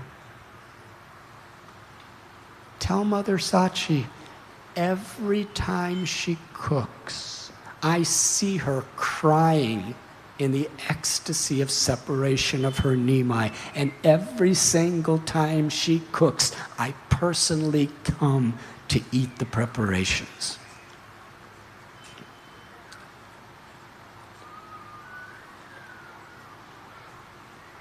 Then Lord Chaitanya, he turned to Raghava Pandit and began to explain the incredible glories of Raghava Pandit's worship of the Lord. Raghava Pandit lived in Panihati, Bengal, At his house, he had hundreds of coconut trees with such good coconuts. But his deity of Madan Gopal, he would like to offer him best varieties of coconuts. So if he heard of a really nice type of coconut 25 miles away, even though he had hundreds of this, he would go there to get it. And he explained the very intricate details of how Raghava Pandit would make his offerings. Then he turned to Satyaraj Khan and Ramananda, the devotees from Kulinagram. He said, Gunaraj Khan,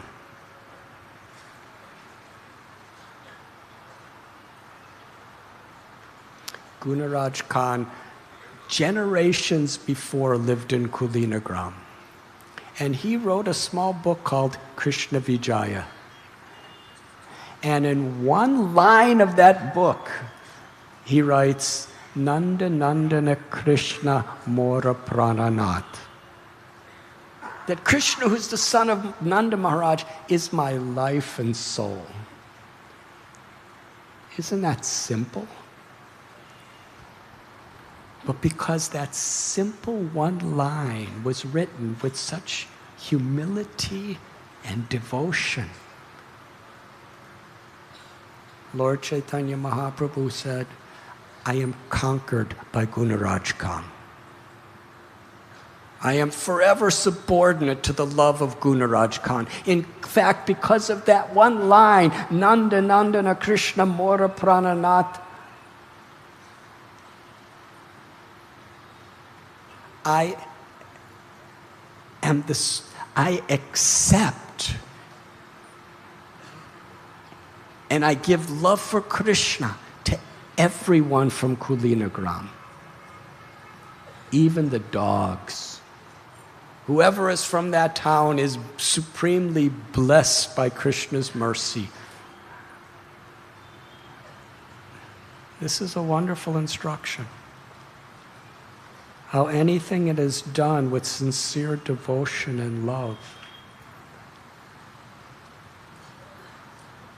affects all those who are near to us. Narsingha Dev told Prahlad Maharaj, so many generations past and future of all your relatives will get liberation because of your love for me. The residents of Kulinagram were very humble. Ramananda Satyaraj Khan, they asked a question to Lord Chaitanya. It is a question that they would ask every year. Said, we are householders. We're married, we have families, we have occupations, we're materialistic persons.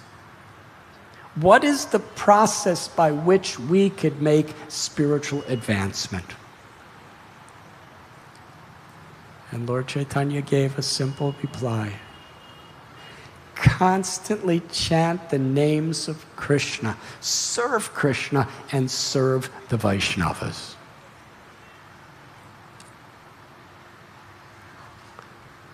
Then he gave an elaborate explanation of the glories of the name of Krishna.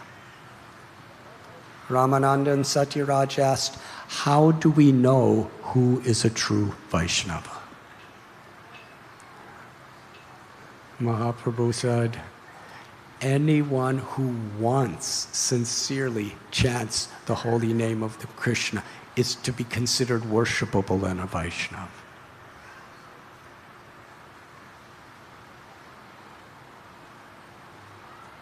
And every year they would ask the same question. The next year,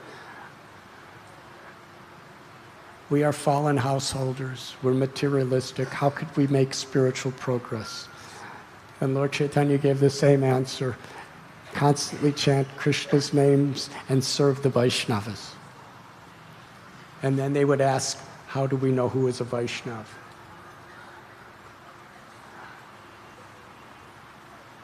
And he'd say, anyone, first year, anyone who once chants the name of the Lord. Second year, he said, anyone who is constantly chanting the holy names of the Lord is a great Vaishnava. You should serve that person. Honor that person. Then the next year, as they were about to leave Puri after 4 months of having pastimes with the Lord, they asked, we are fallen householders, we're materialistic persons.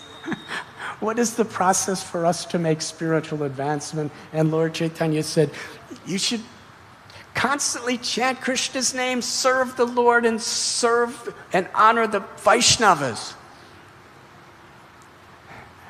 And guess what they asked? How do we know who is a Vaishnava? And the third year, Lord Chaitanya said, anyone who, by coming in contact with, makes others chant the holy names of Krishna, he is the best of Vaishnavas. And should be honored and worshipped.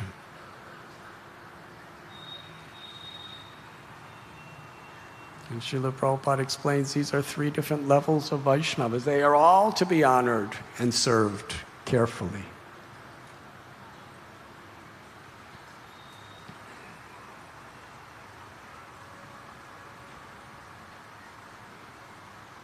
He turned to the residents of Srikhanda.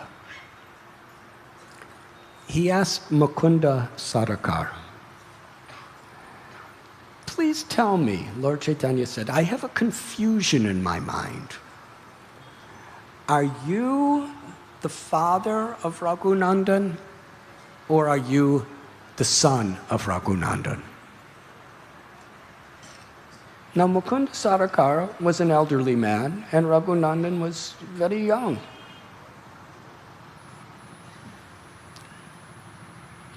Who asked that question? It's like me asking Vishwarup Prabhu, are you the father of Rupa Manjari, or is Rupa Manjari your mother? You know, if I ask that question, it kind of just reveals I'm a stupid person. But when Lord Chaitanya Mahaprabhu asked that question, it's very serious.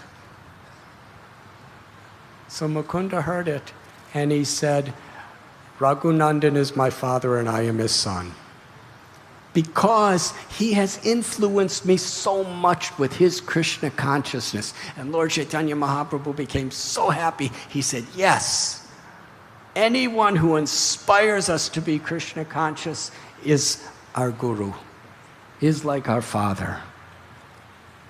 So Lord Chaitanya Mahaprabhu is establishing this standard of consciousness, that we respect a person according to the sincerity of their devotion. And we're eager to be inspired by the sincerity of others' devotion. It's not a matter of age or externals. Then Lord Chaitanya turned and gave specific instructions to 3 members of Srikhanda. He said to Mukunda Sarakar, well, first he explained the glories of Mukunda Sarakar. He's a householder with children, wife. He was a doctor by profession. He said one day the king called Mukunda for some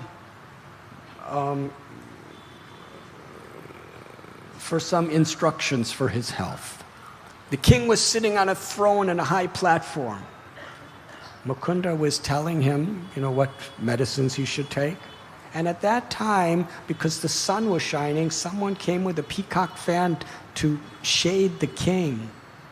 And as soon as Mukunda saw the peacock feathers, he remembered Krishna and fell unconscious down from the stage a long, long way to the ground. The king thought that he might be dead. He jumped off the throne, he came off the stage, he went to the ground, he held up Mukunda And he said, "Are you all right? What happened?" Mukunda was so humble. He said, "I have a disease, something like epilepsy, and sometimes these things happen to me." But the king, who was a Mughal, by the association of Mukunda, understood this person is an enlightened saint who is exhibiting symptoms of ecstatic love of God. Lord Chaitanya told Mukunda, "You should earn material and spiritual wealth." Then to his son Raghunandan, he glorified. He said, "Raghunandan offers such loving devotion to his deities." Gopinath deity.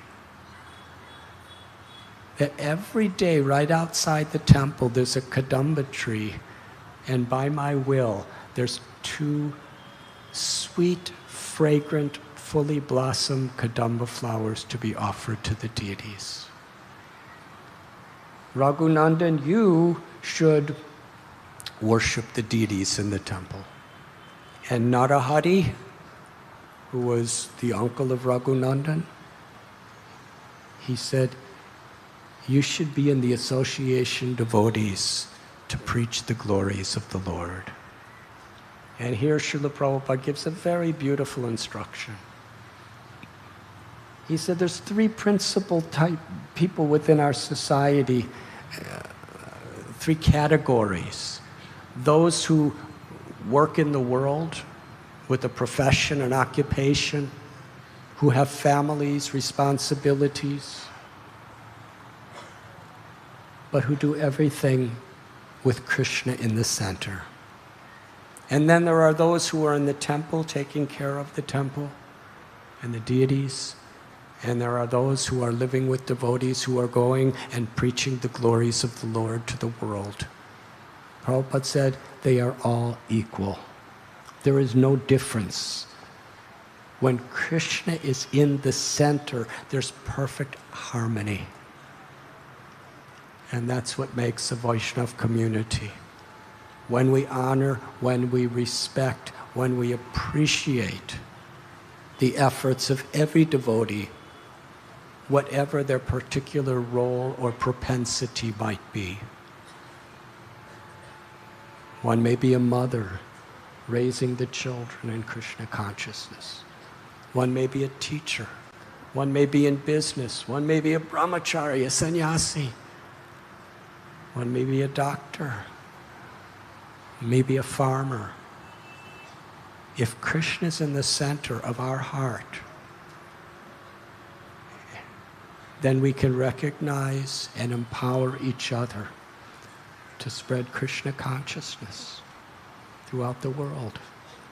That is Lord Chaitanya's message in this incident.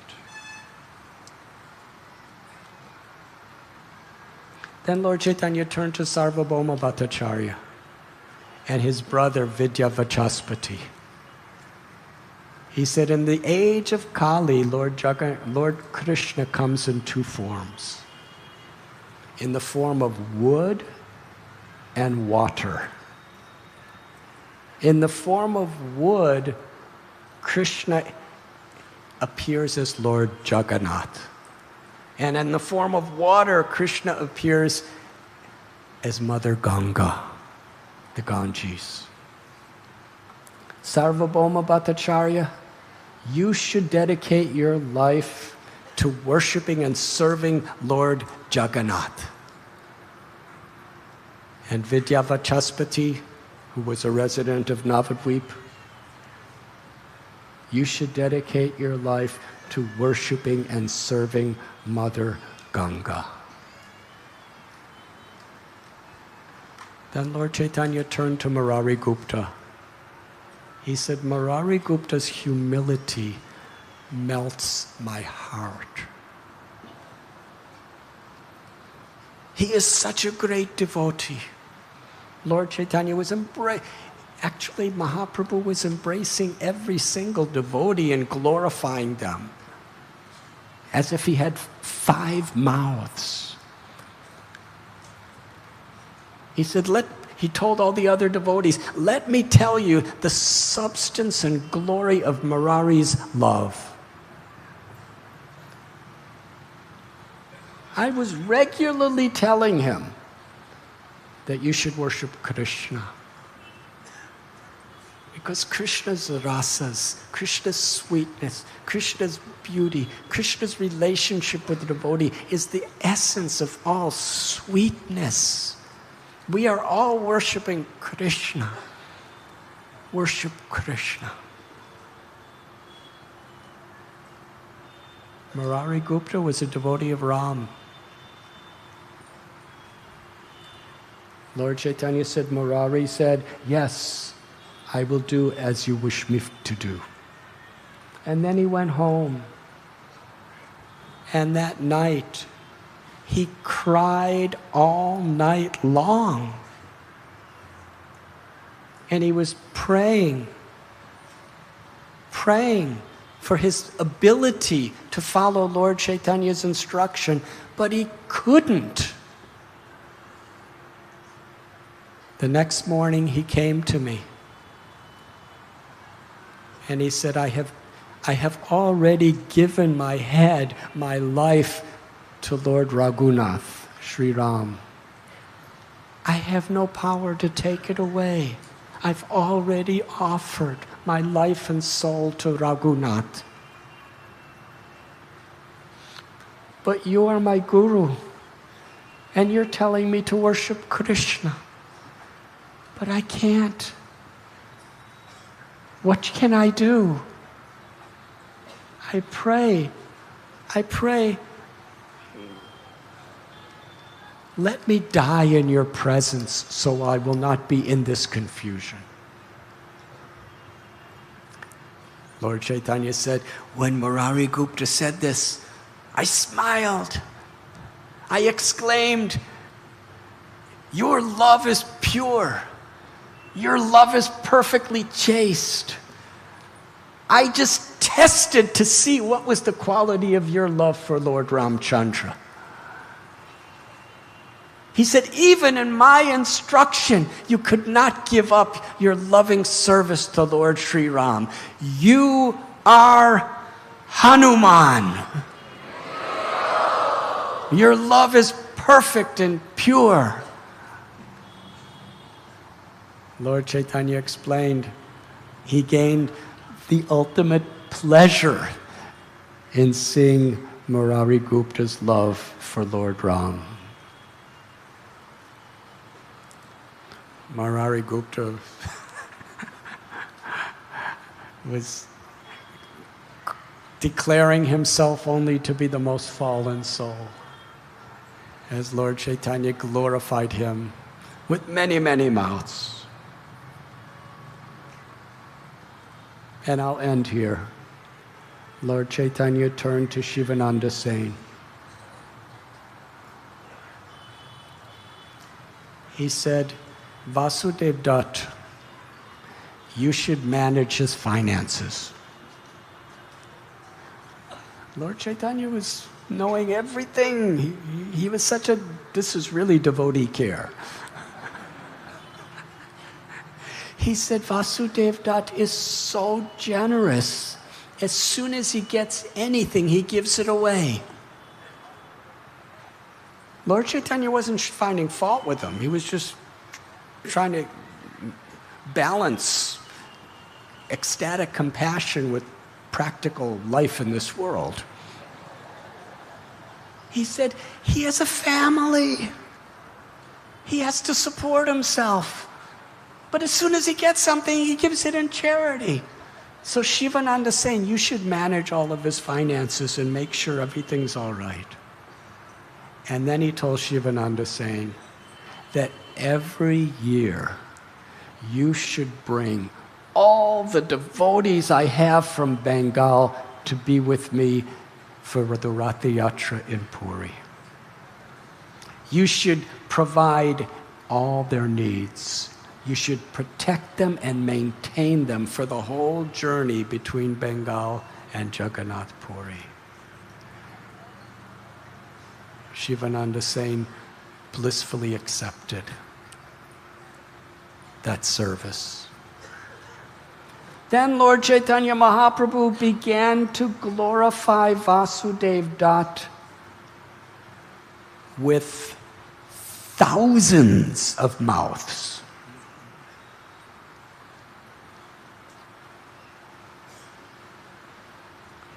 Vasudev Dutt was very embarrassed. Lord Chaitanya was glorifying him, embracing him, giving him gifts, and Vasudev Dutt's head was low. And finally he spoke. My Lord, you have incarnated in this world to show the greatest mercy to everyone.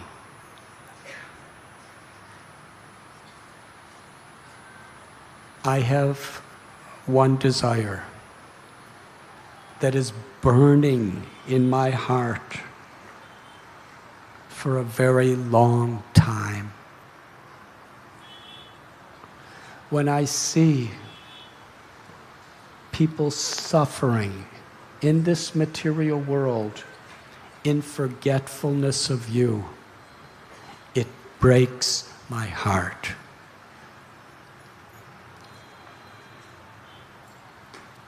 Vasudev Dutt was so far beyond what we call a philanthropist in this world, who hates to see people suffering disease or poverty or discrimination. He had the deepest compassion for those people.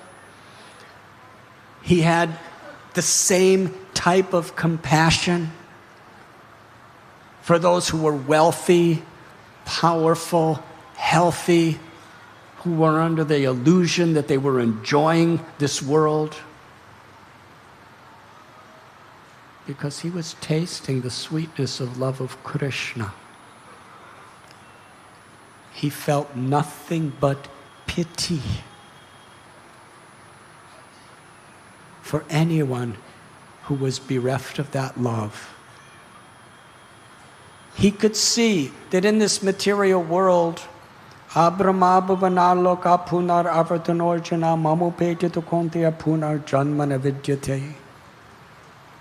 the highest planet of Brahma to the lowest planet of Patala, and all in between, there's suffering. Janma mrityu jara vyadi dukkha dosanudarshanam. Birth, old age, disease, and death. Death to all our loved ones, and death to this own body is inevitable. The fever of material pleasure only brings about an attachment which increases the quantity and quality of suffering when it's inevitably taken away. He was seeing every living being as a brother and a sister, and he could not tolerate to see their suffering. He prayed, my heart breaks to see them forgetting you. I petition this one blessing. Let me take all the sinful reactions of every living being in this entire universe on my head, and allow me to suffer hellish conditions perpetually so that every living being could be liberated and find this. You are the supreme independent personality of Godhead. If you can fulfill my desire, please give this blessing. He meant it. He was serious. It was the only desire in his heart. Upon hearing this, Lord Chaitanya Mahaprabhu cried. His voice was so choked he could hardly speak. And when he was able to say something, Mahaprabhu said, "It is not astonishing that you are saying this, because you are Prahlad Maharaj. Because of your love for Krishna, because of your compassion for all living beings, because of your willing to suffer for them, Krishna has already delivered the universe. And why should he make you suffer? If one mustard seed from a huge bag of mustard seed is lost, what is the loss?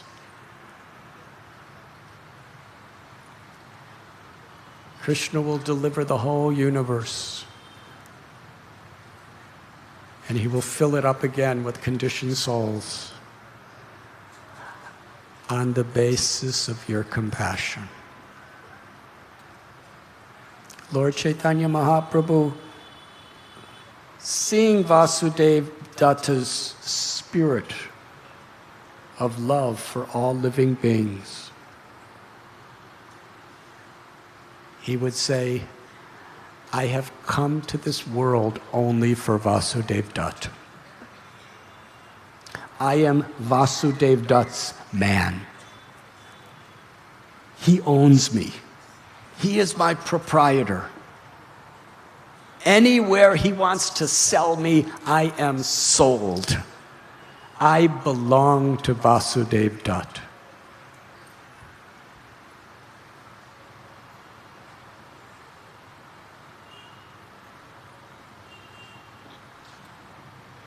When Srila Prabhupada was on Jaladuta, his beautiful prayers to Krishna were very much in the spirit of Vasudeva Datta.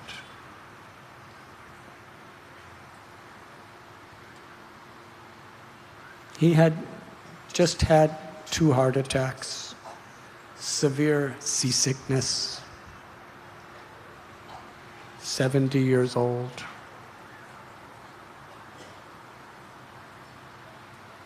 "38 days on a cargo ship, coming to a country where he knew no one. He had nothing except this compassion."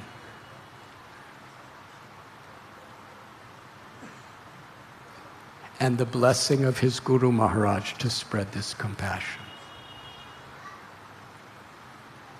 And Prabhupada prayed,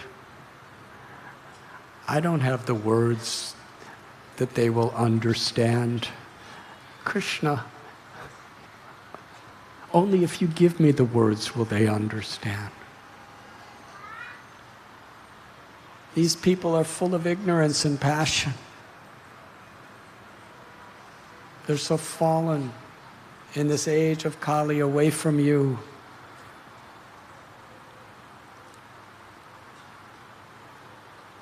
Prabhupada prayed to Krishna to empower him to make them happy. Those were Prabhupada's words. To make the world happy. I am your puppet. Make me dance, O Lord. Make me dance as you want me to dance. Your most insignificant servant. A.C. Bhaktivedanta Swami Prabhupada.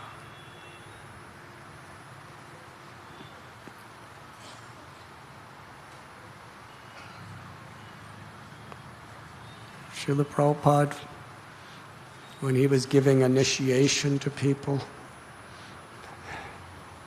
such enormous bad karma. Places he would go to spread Krishna consciousness. We were actually discussing this morning with Navina Nirada Prabhu and Shamdas Prabhu.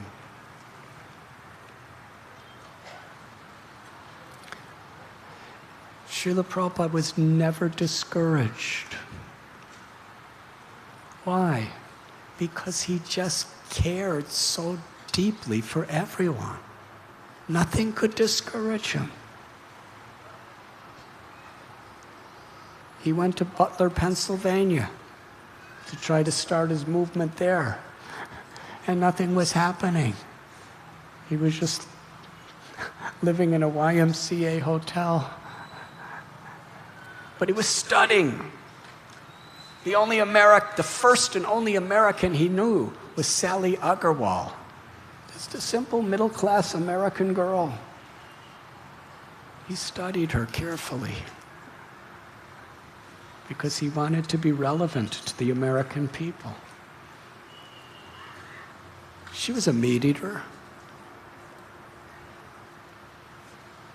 She took intoxications. She had no idea what Krishna was. But Prabhupada treated her like a daughter. And she loved Prabhupada like a father.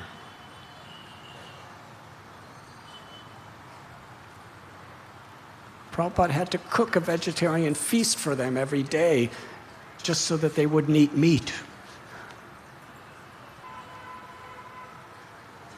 And then he went to New York. And he went to Dr. Mishra's yoga studio. He was going to start his movement there. But then he wasn't really welcome to speak because he had a very different philosophy. So while there was, in somebody else's studio, there was yoga being performed and there was some, Brahmavad philosophy, and then Prabhupada would just lead kirtan. But he did it because that's the opportunity, that's the door that opened. He did it, and he did it with enthusiasm. And then somehow or other, he moved in with this teenage American boy who had a loft on the top floor, which you had to go up about 4 flights of steps in the Bowery, which was a serious, dangerous ghetto of New York at that time. And Prabhupada was enthusiastic. He was giving classes there. He was so enthusiastic, he wrote back to his godbrothers and said, "We have a center now in New York City. I'm giving classes. We have a loft in the Bowery." And a couple people started coming. One Michael, one Jan, a few others, Carl. They were coming every now and then. They weren't followers, they were just interested. It was quite unique, a Swami in the loft in the ghetto of the Bowery giving Bhagavad Gita classes and singing. And Prabhupada was totally enthusiastic. 1 to 3 or 4 people coming to his classes, sometimes nobody. And then the person became kind of crazy on drugs and threatened to kill Prabhupada and kicked him out. And a couple of the people who were coming to Prabhupada's class saw he was so desperate, they helped him get that little place in 26 Second Avenue, little storefront. Srila Prabhupada spoke in one lecture in Gorakhpur, I believe, in India. He said, almost 1 year I was selling my books.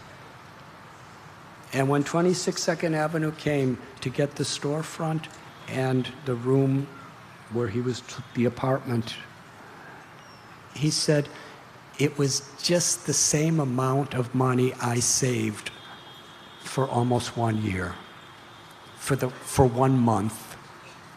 It took Prabhupada 1 year, almost, to make enough money to pay the first month's rent. And he had no clue where he would get money for the second month rent. But Prabhupada was not discouraged. He didn't have any loyal followers at the time. He just had people who just liked him. And some people felt sorry for him. And he was living alone there. And twice a week, people would come for some of his classes. And one day he was just walking down the street in Houston Street. And one person named Howard came up to him and said, "Are you from India?" He said, "Are you coming from India?" And Prabhupada said, "Yes, are you?" He's an American man.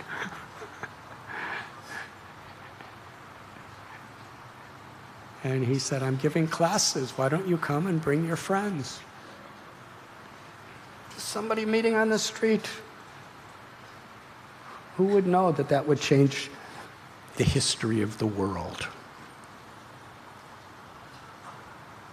Prabhupada showed him, this is the sign in front. I'm having Bhagavad Gita classes twice a week. Please come and bring your friends. And soon he and his friends moved in, and they were the first full-time devotees who were fully dedicating themselves to assisting Prabhupada. Prabhupada didn't have any money. He would have kirtan, he would have one apple. Somebody would donate an apple. He would cut the apple according to how many people were there, offer it to Krishna and give one slice to everyone. And after people started helping him, then he started teaching them how to cook prasad. Actually, he was cooking everything himself. One day a devotee said, "Prabhupada," after weeks and weeks of Prabhupada cooking feast for everyone every day, alone, somebody said, "Prabhupada, could I help you?" And Prabhupada said, "I was just waiting for someone to ask." And they gave him so much service.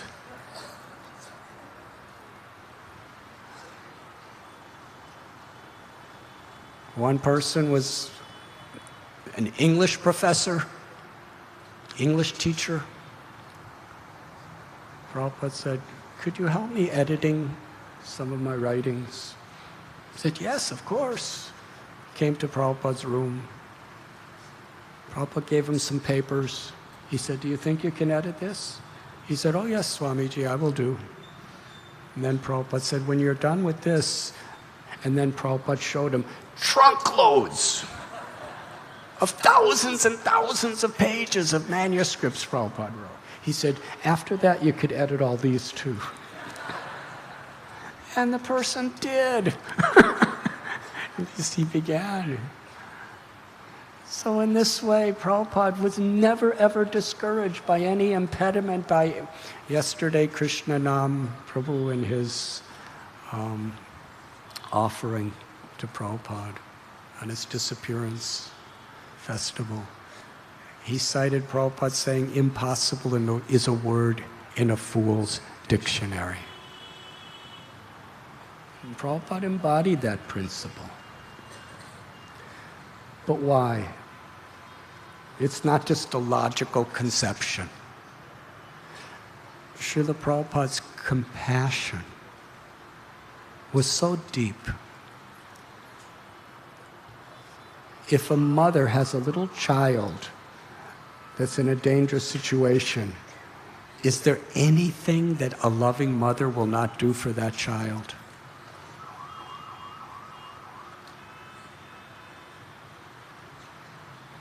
That's the way Vasudev Dutt felt for all living beings. That was Srila Prabhupada's mood. Whatever situation was there, how could I help people become Krishna conscious? If you read in his diary, he's celebrating. I had an event where I played a tape recording that I made of the Maha Mantra, and 3 people came, and they seemed to enjoy it. Now I know that Lord Chaitanya Mahaprabhu's Sankirtan movement will spread in every town and village. If that happened to us, we would have probably just been depressed. It's not the quantity of the results we get. Krishna sees the quality of our sincerity.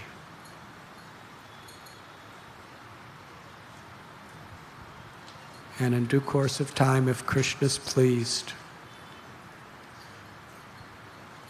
He will allow us to be Srila Prabhupada's puppets and dance as He wants us to dance. So I believe that Lord Chaitanya Mahaprabhu is glorifying Srila Prabhupada with many thousands of mouths also.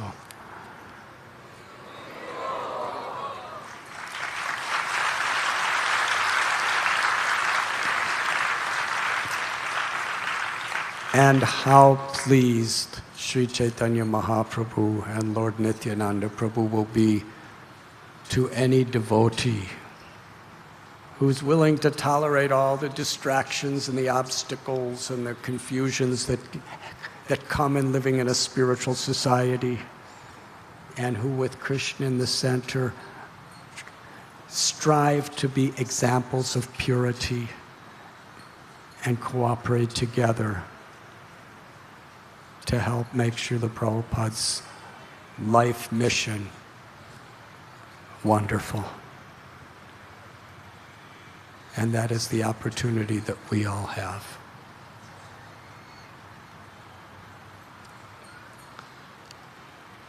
As Lord Chaitanya was bidding farewell to all the devotees of Bengal, they all cried. He's sending us home. 8 months we will be away from the Lord.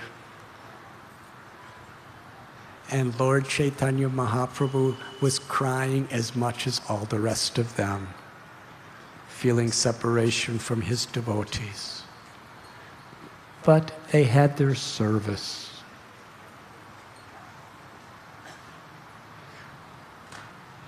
I guess in a few days, we all have to go back to our places of our homes and our families and our places of service too. So I'm hoping we will all be crying. Until the next yatra, we will all meet each other all again. All wonderful devotees coming together. But it's those deep impressions we have while being here in Sri Jagannath Puri Dham, where Lord Jagannath, Baladev, Subhadra, Sri Chaitanya Mahaprabhu, and all his associates are performing their eternal pastimes.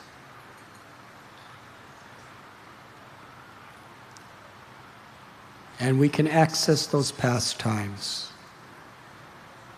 through our humble prayers, begging for mercy, begging for grace, begging for love, begging for service, begging for a taste for the holy names.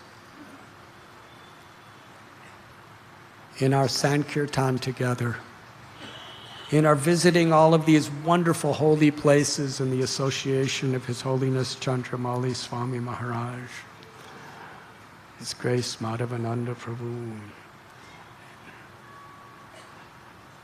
getting the motherly glances of Rukmini Devi Mataji and Mandakini Devi Mataji and Sarabi Devi Mataji and Tribangananda Prabhu. By association with advanced devotees, by association with each other, making deep friendships based on seva and sadhana, we can access such a deep experience of Krishna's mercy in the holy Dham of Sri Puri. And we take that blessing deep in our heart and protect it throughout the year.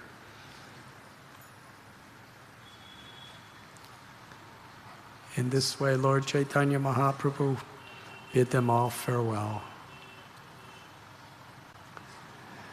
But he told Gadadhar Pandit, "You stay with me. And tomorrow we will discuss the wonderful Leela of Sri Gadadhar Pandit and those associates of Sri Chaitanya Mahaprabhu who he relished the most intimate, loving pastimes in Jagannath Puri. Thank you very much.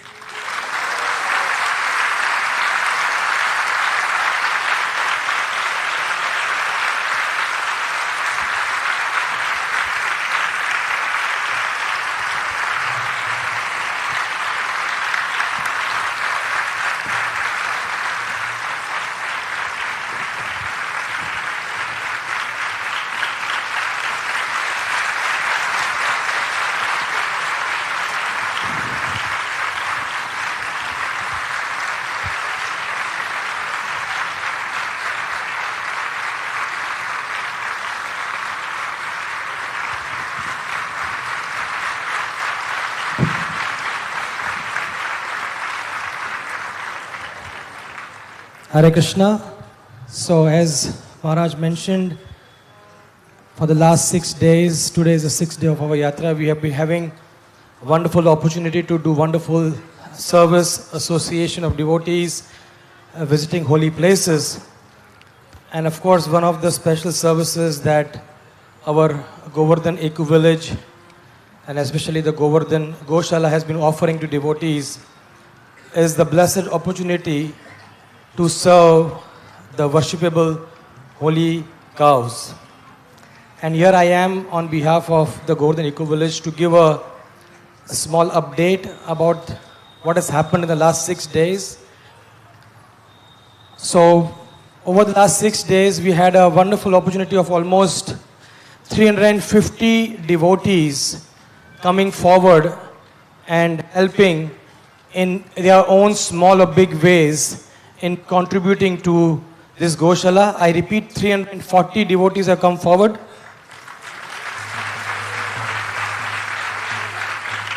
When we began this, we already had a collection. We had the adoption scheme, and we had 34 devotees who had already adopted before we came to Jagannath Puri and set up the stall here. And in the last 6 days, it is a very, very wonderful news to inform you all that from 35 adopted cows, fully lifetime adoption, we have now 76 cows we are completely adopted by devotees.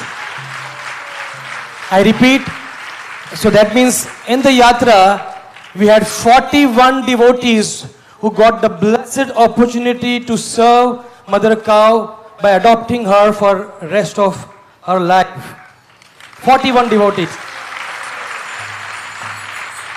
Very happy to tell you that there are devotees who adopted 1 cow, some family adopted 2 cows, and we also have families who adopted 3 cows. Large family. And so now we are left with only 27 cows who are moving. Said, who is there to adopt us?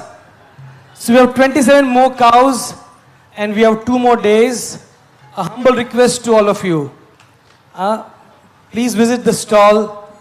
And as a reciprocation, you will see on your screens, we have a wonderful thank you card, which is on behalf of the cow that you adopt. A particular name, the mother's name, the father's name, everything is there mentioned.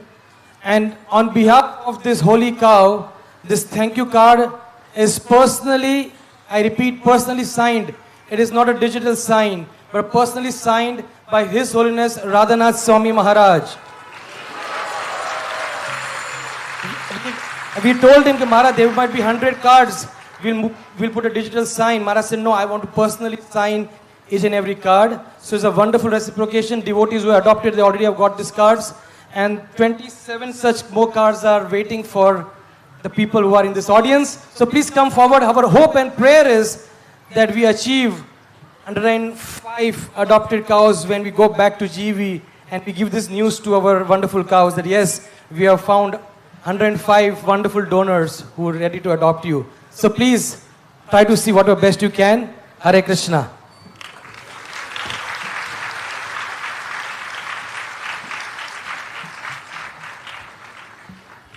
Hare Krishna. Sridham is the name of a cowherd boy, Hare Krishna, there is a serious announcement. About 2 hours ago, 3 devotees went to the ocean to take bath, and a big wave came, and in a span of about 2 minutes or so, both of them almost drowned. So there was one devotee from the Russian YATRA. So he practically brought one of them out, went back again, brought the second devotee out. One of them is out of danger. The second one is right now being shifted to Bhubaneswar to an ICU. And the doctors have diagnosed that his lungs have ocean water plus sand in it.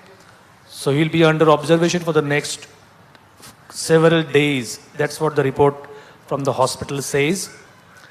So we have repeatedly said that during your group visits, we have lifeguards who are fully trained in saving people from drowning. All of you, when you go in your group visits, we have lifeguards. Apart from those times, please do not venture. This ocean is very, very difficult to navigate. And especially those who feel that they can swim, they are experts, they are prone to the most danger. 2 घंटे पहले यहाँ पर 2 भक्त लगभग समुद्र में डूब गए थे.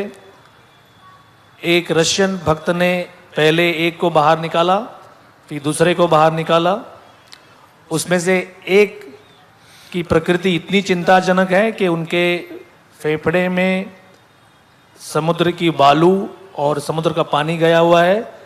अभी इसी वक्त जो सीरियस कंडीशन में है उनको भुवनेश्वर के हॉस्पिटल में आईसीयू में भर्ती किया जा रहा है.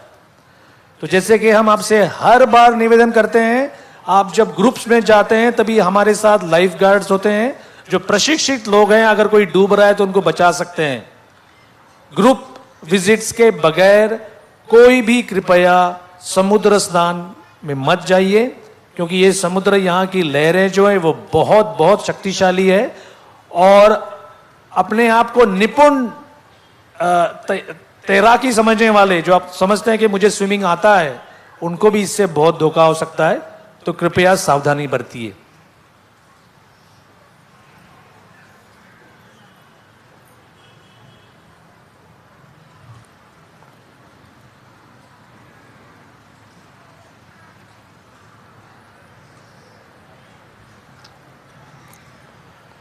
Let us pray for these devotees.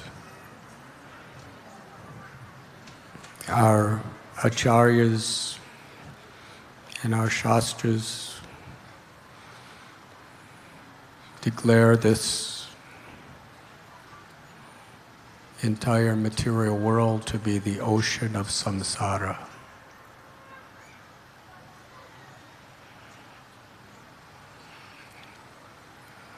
An ocean with dangerous, threatening waves and condition at every moment. The human life is like a boat. Our guru is like the captain. The Vedas like the favorable breezes.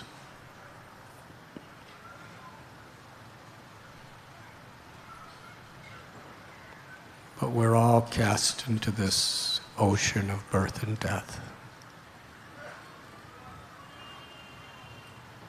And just as that heroic, compassionate Russian devotee risked his life to save others,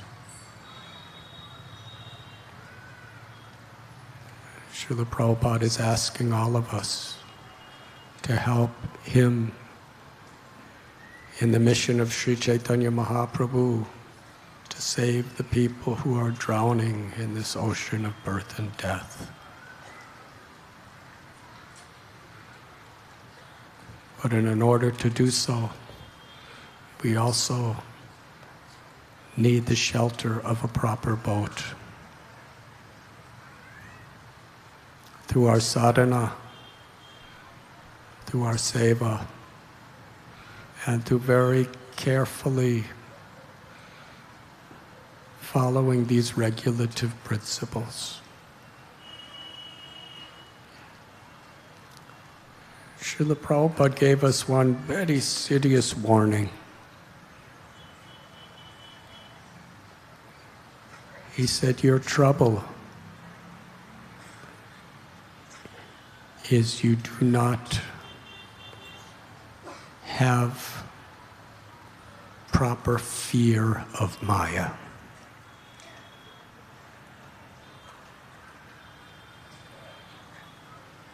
Maya is like that ocean, all-powerful.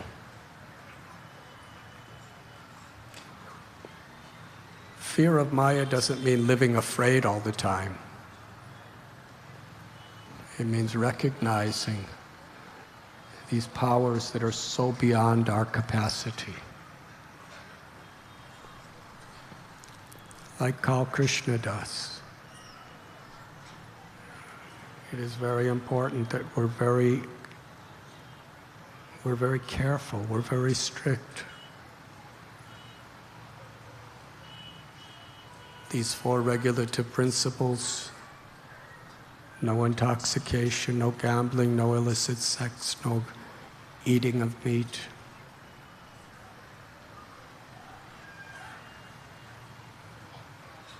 Sometimes Prabhupada would call them the regulative principles of freedom. Because if we're lax in these things, then we're going into those waves of the ocean. And we may think we're very strong, we may think we're great swimmers, we may think we're advanced devotees. But the undercurrent of Maya's powers will drag us deeper and deeper into the ocean. So it's very important. Don't go into the ocean, even if you're a great swimmer, unless there's people there to help you. And in this material existence, don't play with the fire of Maya's temptations, because she will burn you. Don't play with the waves of her insurmountable ocean. And at the same time as following these regulative principles and living with integrity, character, we must take shelter of the higher power of Krishna's grace. Dushasana was like a great ocean to Chowpatty. But when she cried out to Krishna from the core of her heart, Krishna was there to help her. Daiviheshu gunamayi mama maya duratyaya mameva me prapadyante maya me tadarantite. This material energy is very difficult to overcome. But taking shelter of Krishna means to cry out His holy name with all helplessness, with all humbleness, with all sincerity, and to follow the instructions Srila Prabhupada, as Krishna's representative, has given us.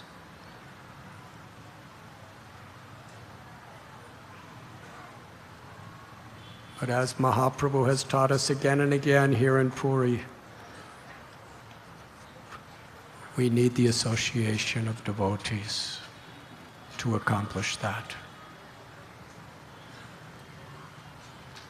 In this spirit, let us flood the world with the ocean of Chaitanya Mahaprabhu's grace through Nam Sankirtan. Hare Krishna.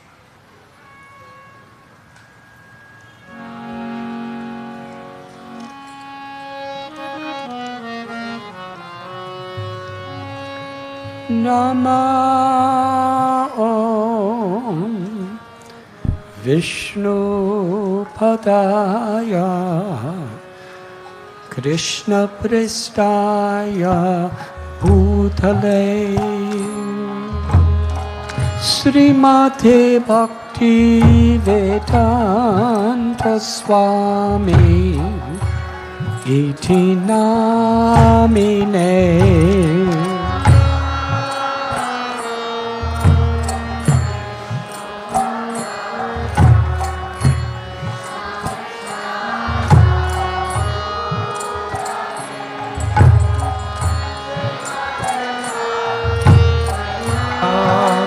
Swami iti namine. Namaste Saraswati Deve Gauravani Pracharine Nirvishesha Sunyavadi Paschatya Desatarine. Namaste Saraswati Devi Gauravani Pracharine Nirvishesha Shunyavadi Paschatya Deshatarine. Sri Krishna Chaitanya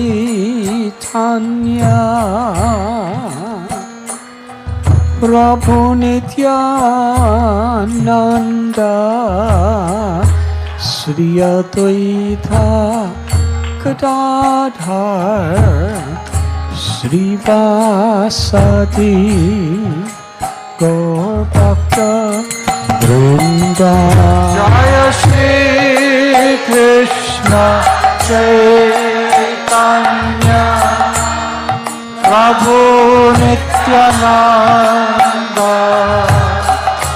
Shri Advaita Gadadhar Shri Vasadi Gaur Bhakta Vrinda. Sri Krishna Chaitanya Prabhu Nityananda Sri Advaita Gadadhar Sri Vasadi Gaur Bhakta Vrinda. Jaya Shri Krishna Chaitanya Prabhu Nityananda Shri Advaita Gadadhar Shri Vasadi Gaur Bhakta Vrinda.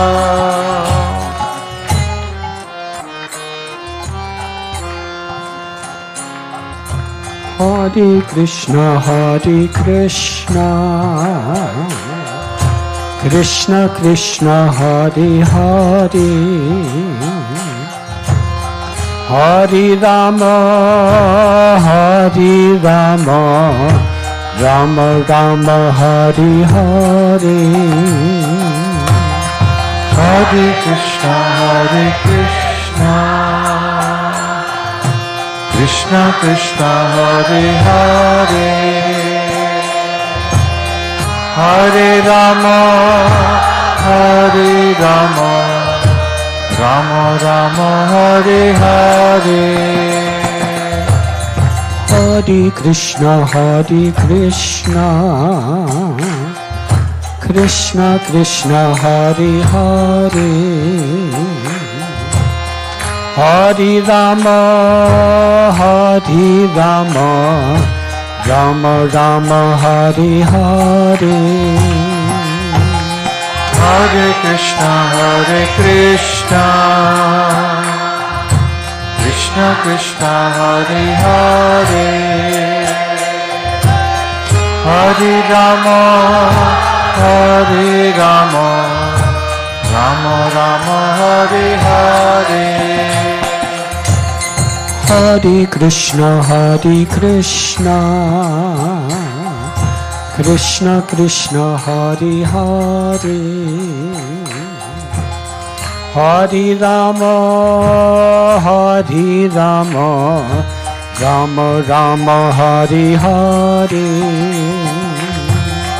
Hare Krishna, Krishna Krishna, Hare Hare,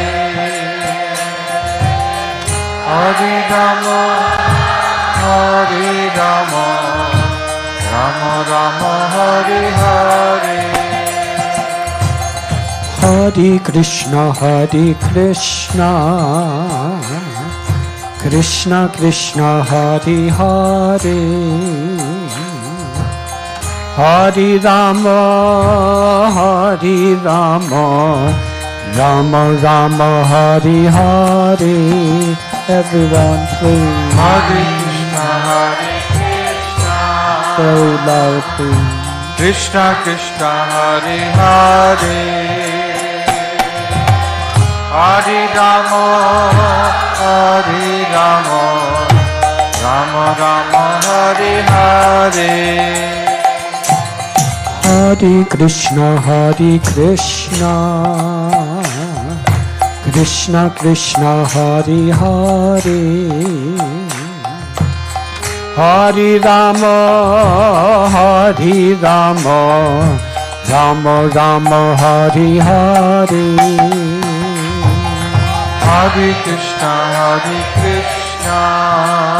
Krishna, Krishna Krishna, Hare Hare, Hare Rama, Hare Rama, Rama Rama, Hare Hare. Hare Krishna, Krishna Krishna, Hare Hare, Hare Rama, Hare Rama, Rama Rama, Hare Hare. Hare Krishna, Krishna Krishna, Hare Hare, Hare Rama, Rama Rama, Hare Hare. Hare Krishna, Krishna Krishna, Hare Hare, Hare Rama, Rama Rama, Hare Hare. Hare Krishna, Krishna Krishna, Hare Hare, Hare Rama, Rama Rama, Hare Hare. Hare Krishna, Krishna Krishna, Hare Hare, Hare Rama, Rama Rama, Hare Hare. Hare Krishna, Krishna Krishna, Hare Hare, Hare Rama, Rama Rama, Hare Hare. Hare Krishna, Krishna Krishna, Hare Hare, Hare Rama, Rama Rama, Hare Hare. Hare Krishna, Krishna Krishna, Hare Hare, Hare Rama, Rama Rama, Hare Hare. Hare Krishna, Krishna Krishna, Hare Hare, Hare Rama, Rama Rama, Hare Hare. Hare Krishna, Krishna Krishna, Hare Hare, Hare Rama, Rama Rama, Hare Hare. Hare Krishna, Krishna Krishna, Hare Hare, Hare Rama, Rama Rama Hari Hari. Hare Krishna, Krishna Krishna, Hare Hare, Hare Rama, Rama Rama, Hare Hare. Hare Krishna, Krishna Krishna, Hare Hare, Hare Rama, Rama Rama, Hare Hare. Hari Bol. Hare Krishna, Krishna Krishna, Hare Hare, Hare Rama, Rama Rama, Hare Hare. Hare Krishna, Krishna Krishna, Hare Hare, Hare Rama, Rama Rama, Hare Hare. Hare Krishna, Krishna Krishna, Hare Hare, Hare Rama, Rama Rama, Hare Hare. Hare Krishna, Krishna Krishna, Hare Hare, Hare Rama, Rama Rama, Hare Hare. Hare Krishna, Krishna Krishna, Hare Hare, Hare Rama, Rama Rama, Hare Hare.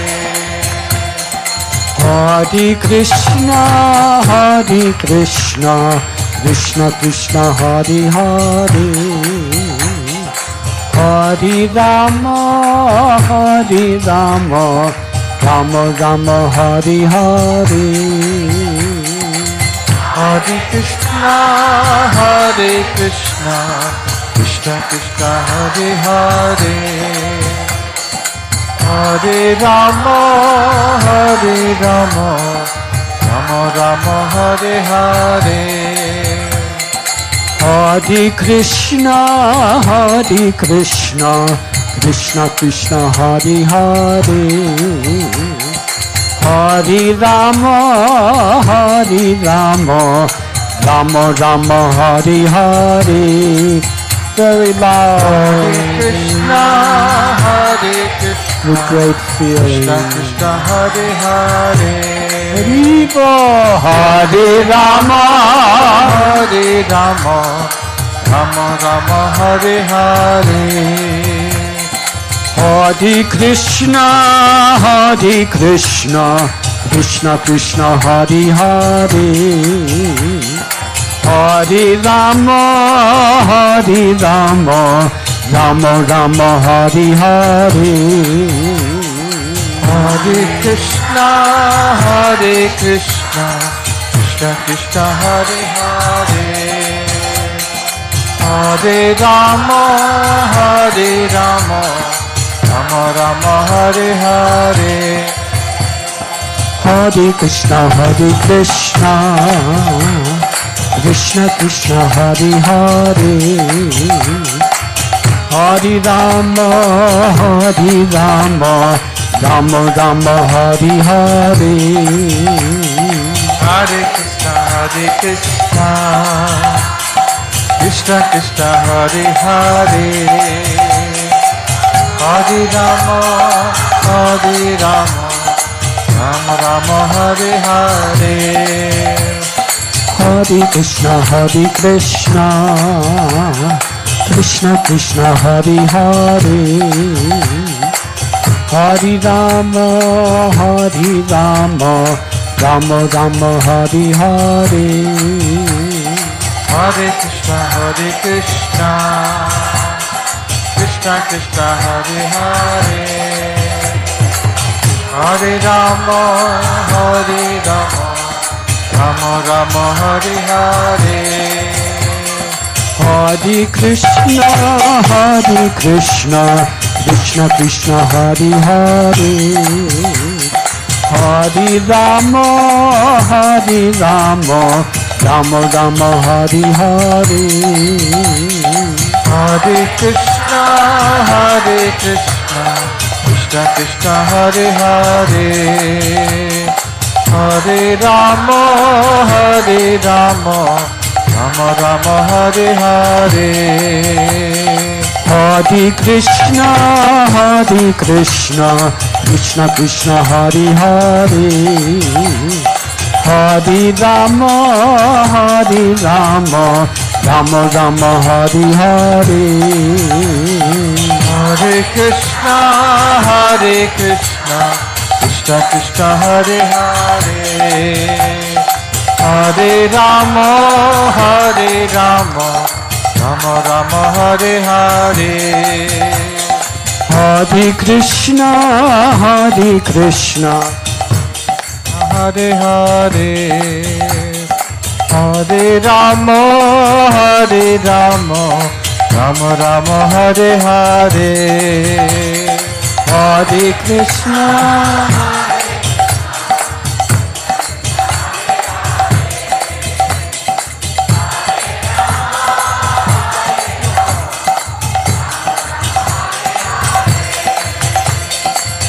Hare Krishna, Krishna Krishna, Hare Hare. Hare Rama, Rama Rama, Hare Hare. Hare Krishna, Krishna Krishna, Hare Hare. Hare Rama, Rama Rama, Hare Hare. Hare Krishna, Krishna Hare Hare.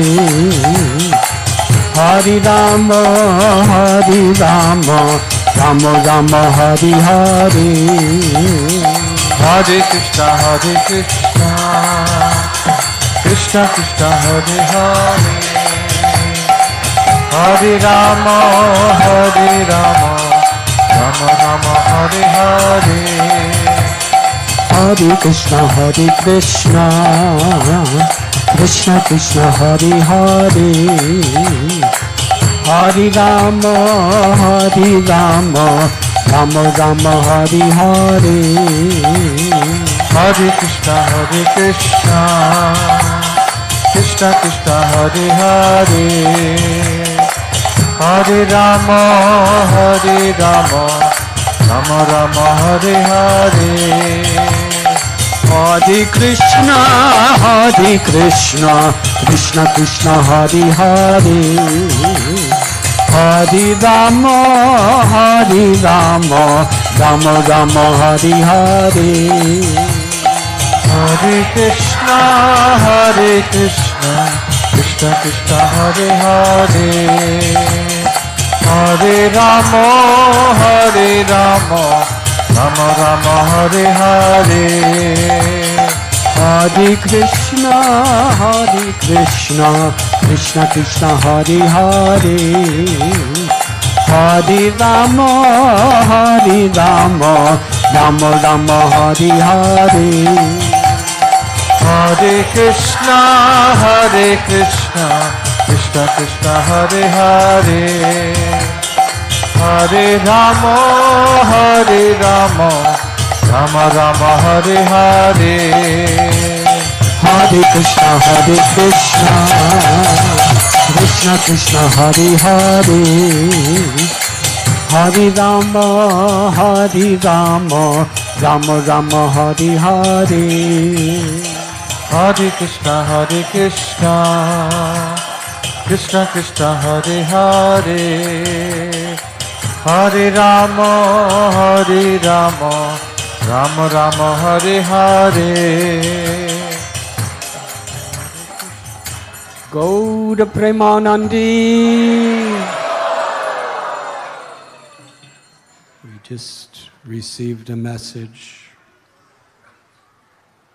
One of our very most dear beloved devotees, His Grace Nimai Pandit Prabhu from Italy, who's dedicated his life for almost 4 decades in Srila Prabhupada's loving service. He's in a very critical state of health now. His beloved wife, Her Grace Vishnupriya Mataji, has contacted us. He's in a critical state, and we're being requested from our hearts to pray for him.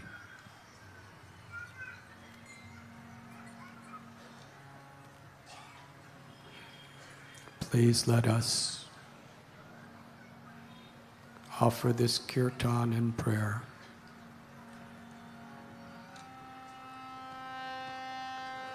Hare Krishna, Hare Krishna, Krishna Krishna, Hare Hare,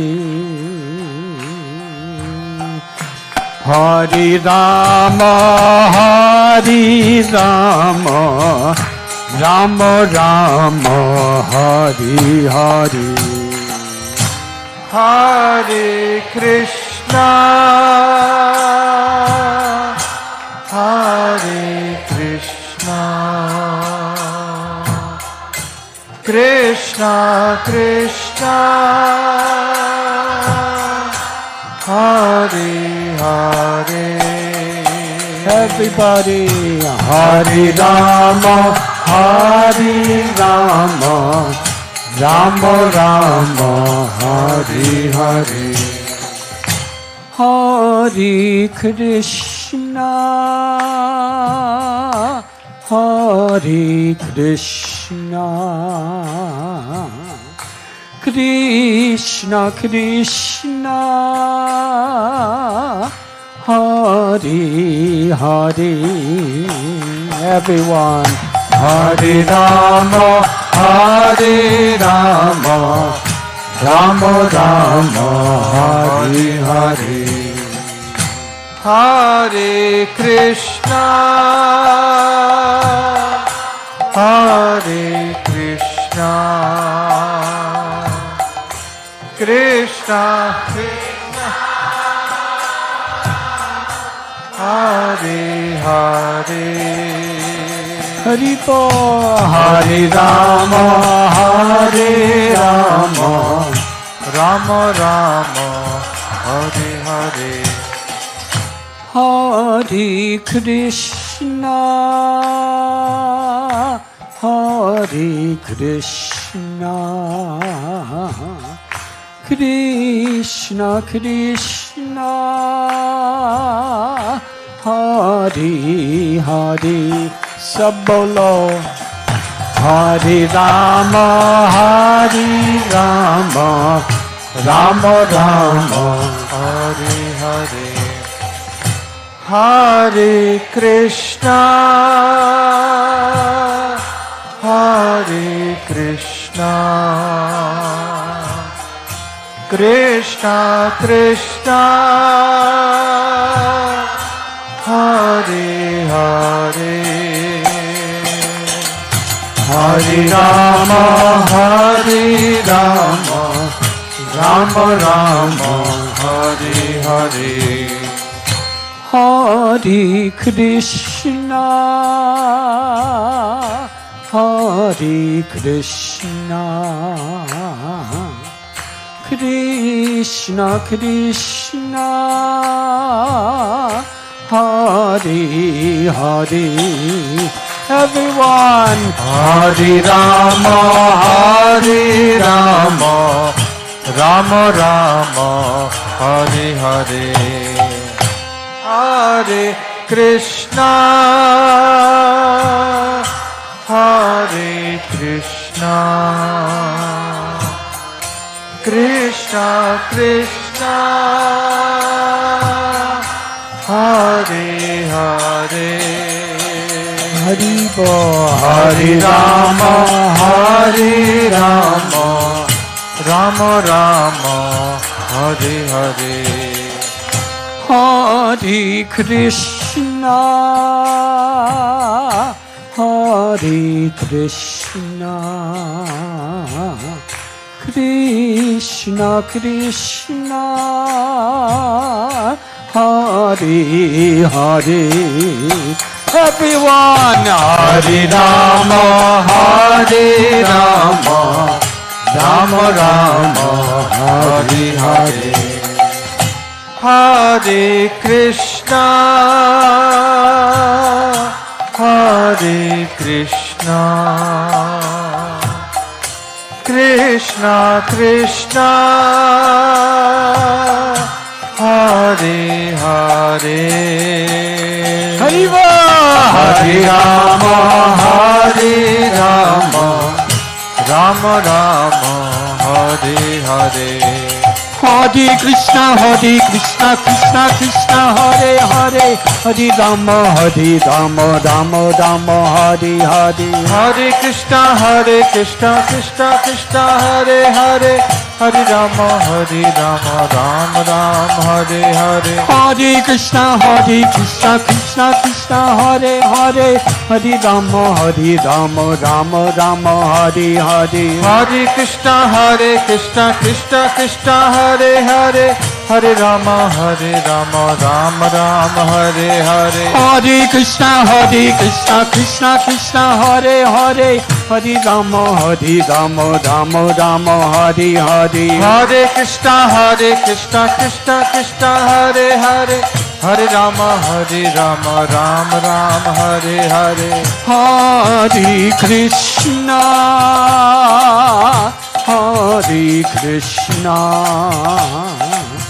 Krishna Krishna,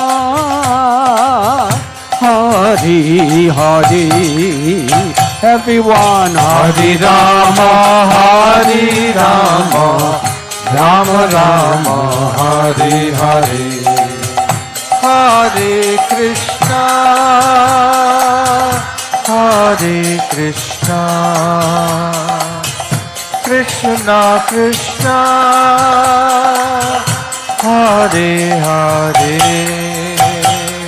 Hare Rama, Hare Rama, Rama Rama, Hare Hare, Hare Krishna, Krishna Krishna, Hare Hare, Hare Rama, Rama Rama, Hare Hare. Hare Krishna, Krishna Krishna, Hare Hare, Hare Rama, Ram Ram, Hare Hare, Hare Krishna, Krishna Krishna, Hare Hare, Hare Rama, Rama Rama, Hare Hare. Hare Krishna, Krishna Krishna, Hare Hare, Hare Rama, Ram Ram, Hare Hare, Hare Krishna, Krishna Krishna, Hare Hare.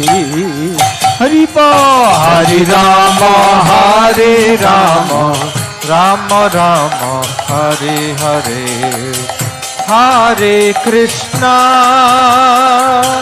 Hare Krishna, Krishna Krishna,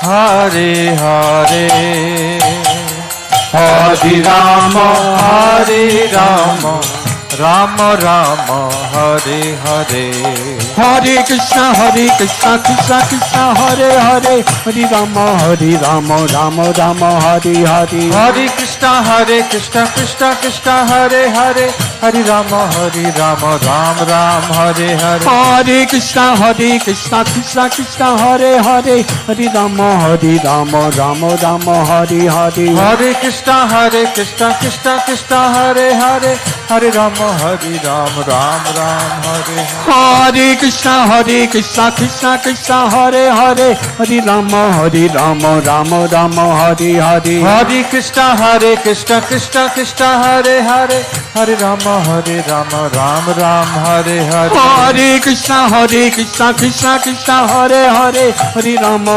Rama Rama Hare Hare Hare Krishna Krishna Krishna Hare Hare Hare Rama Rama Ram Hare Hare Hare Krishna Krishna Krishna Hare Hare Hare Rama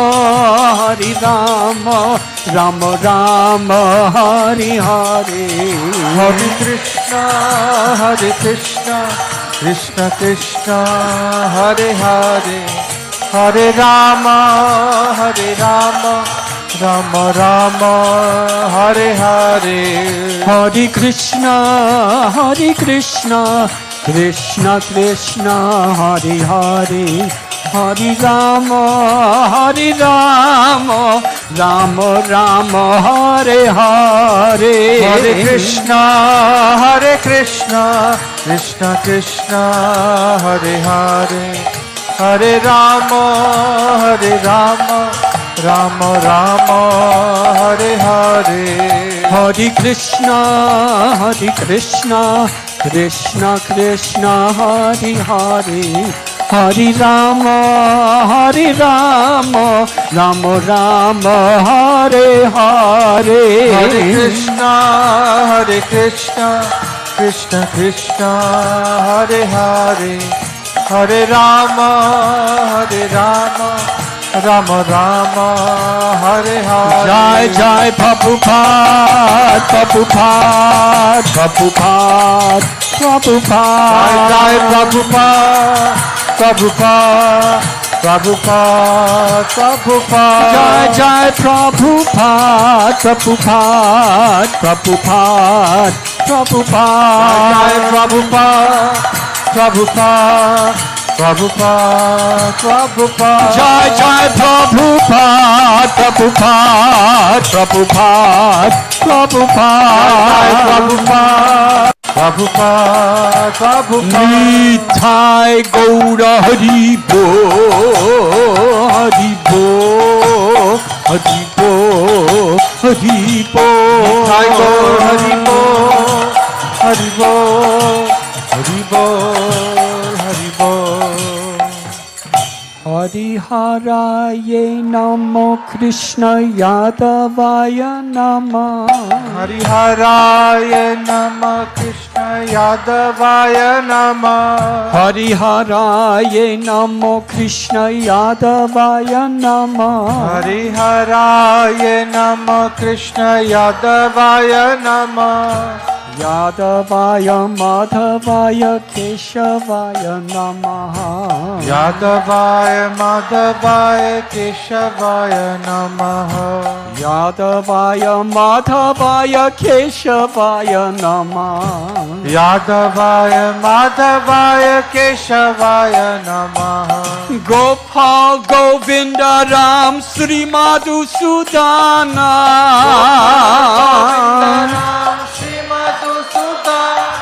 Gopal Govinda Ram Sri Madhusudana Gopal Govinda Ram Sri Madhusudana Giridhari Gopinath Madana Mohana Giridhari Gopinath Madana Mohana Giridhari Gopinath Madana Mohana Giridhari Gopinath Madana Mohana Sri Chaitanya Nityananda Sri Advaita Sita Sri Chaitanya Nityananda Sri Advaita Sita Sri Chaitanya Advaita Sita Sri Chaitanya Nityananda Sri Advaita Sita Sri Chaitanya Nityananda Sri Advaita Sita Hari Guru Vaishnava Bhagavata Gita Hari Guru Vaishnava Bhagavata Gita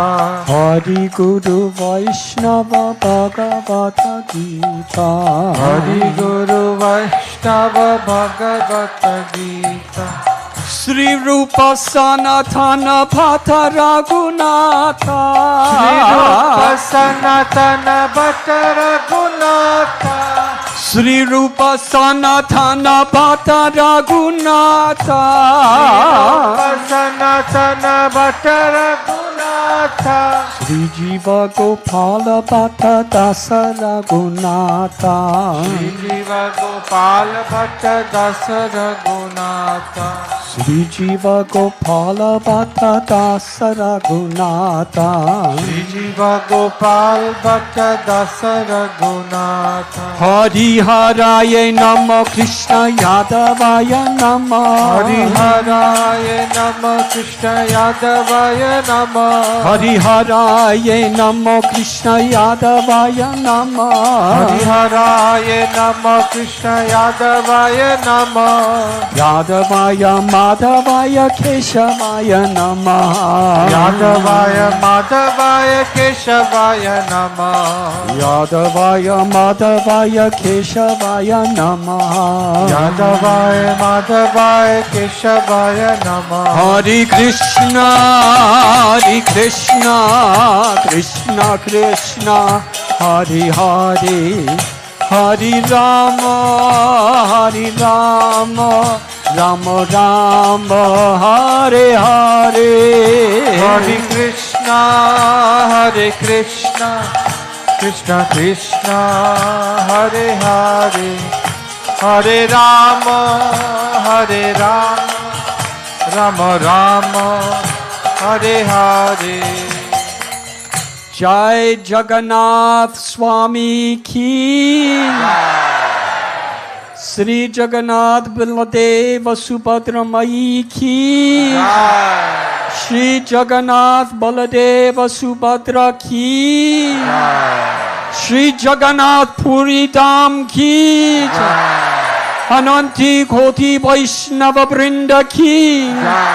Sri Hari Nam Sankirtan ki. Srila Prabhupada ki. Sri Gauranga Mahaprabhu ki. Jai Jai Sri Radhe.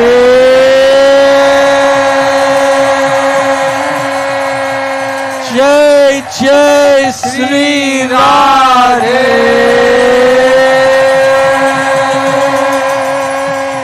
Jai Jai Sri Radhe.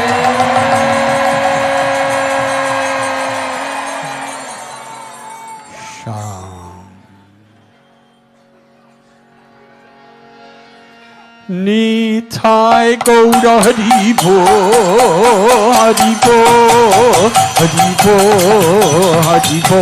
Nitai Gaur Hari Bo, Hari Bo, Hari Bo, Hari Bo. Nitai Gaur Hari Bo, Hari Bo, Hari Bo, Hari Bo. Hari Bo, Hari Bo, Hari Bo.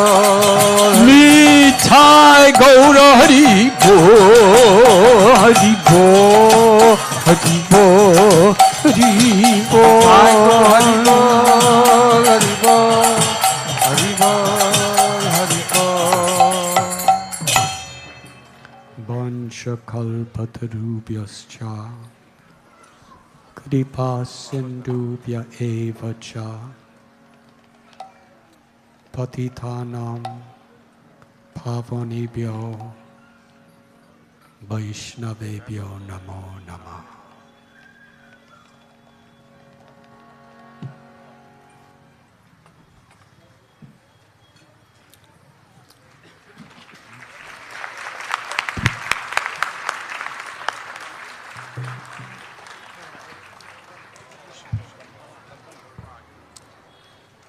Please let us pray for our Nimai Pandit. Please let us pray for His Holiness Srila Chowpatty Swami Maharaj. Please let us pray for all devotees in need and all devotees everywhere. Thank you very much.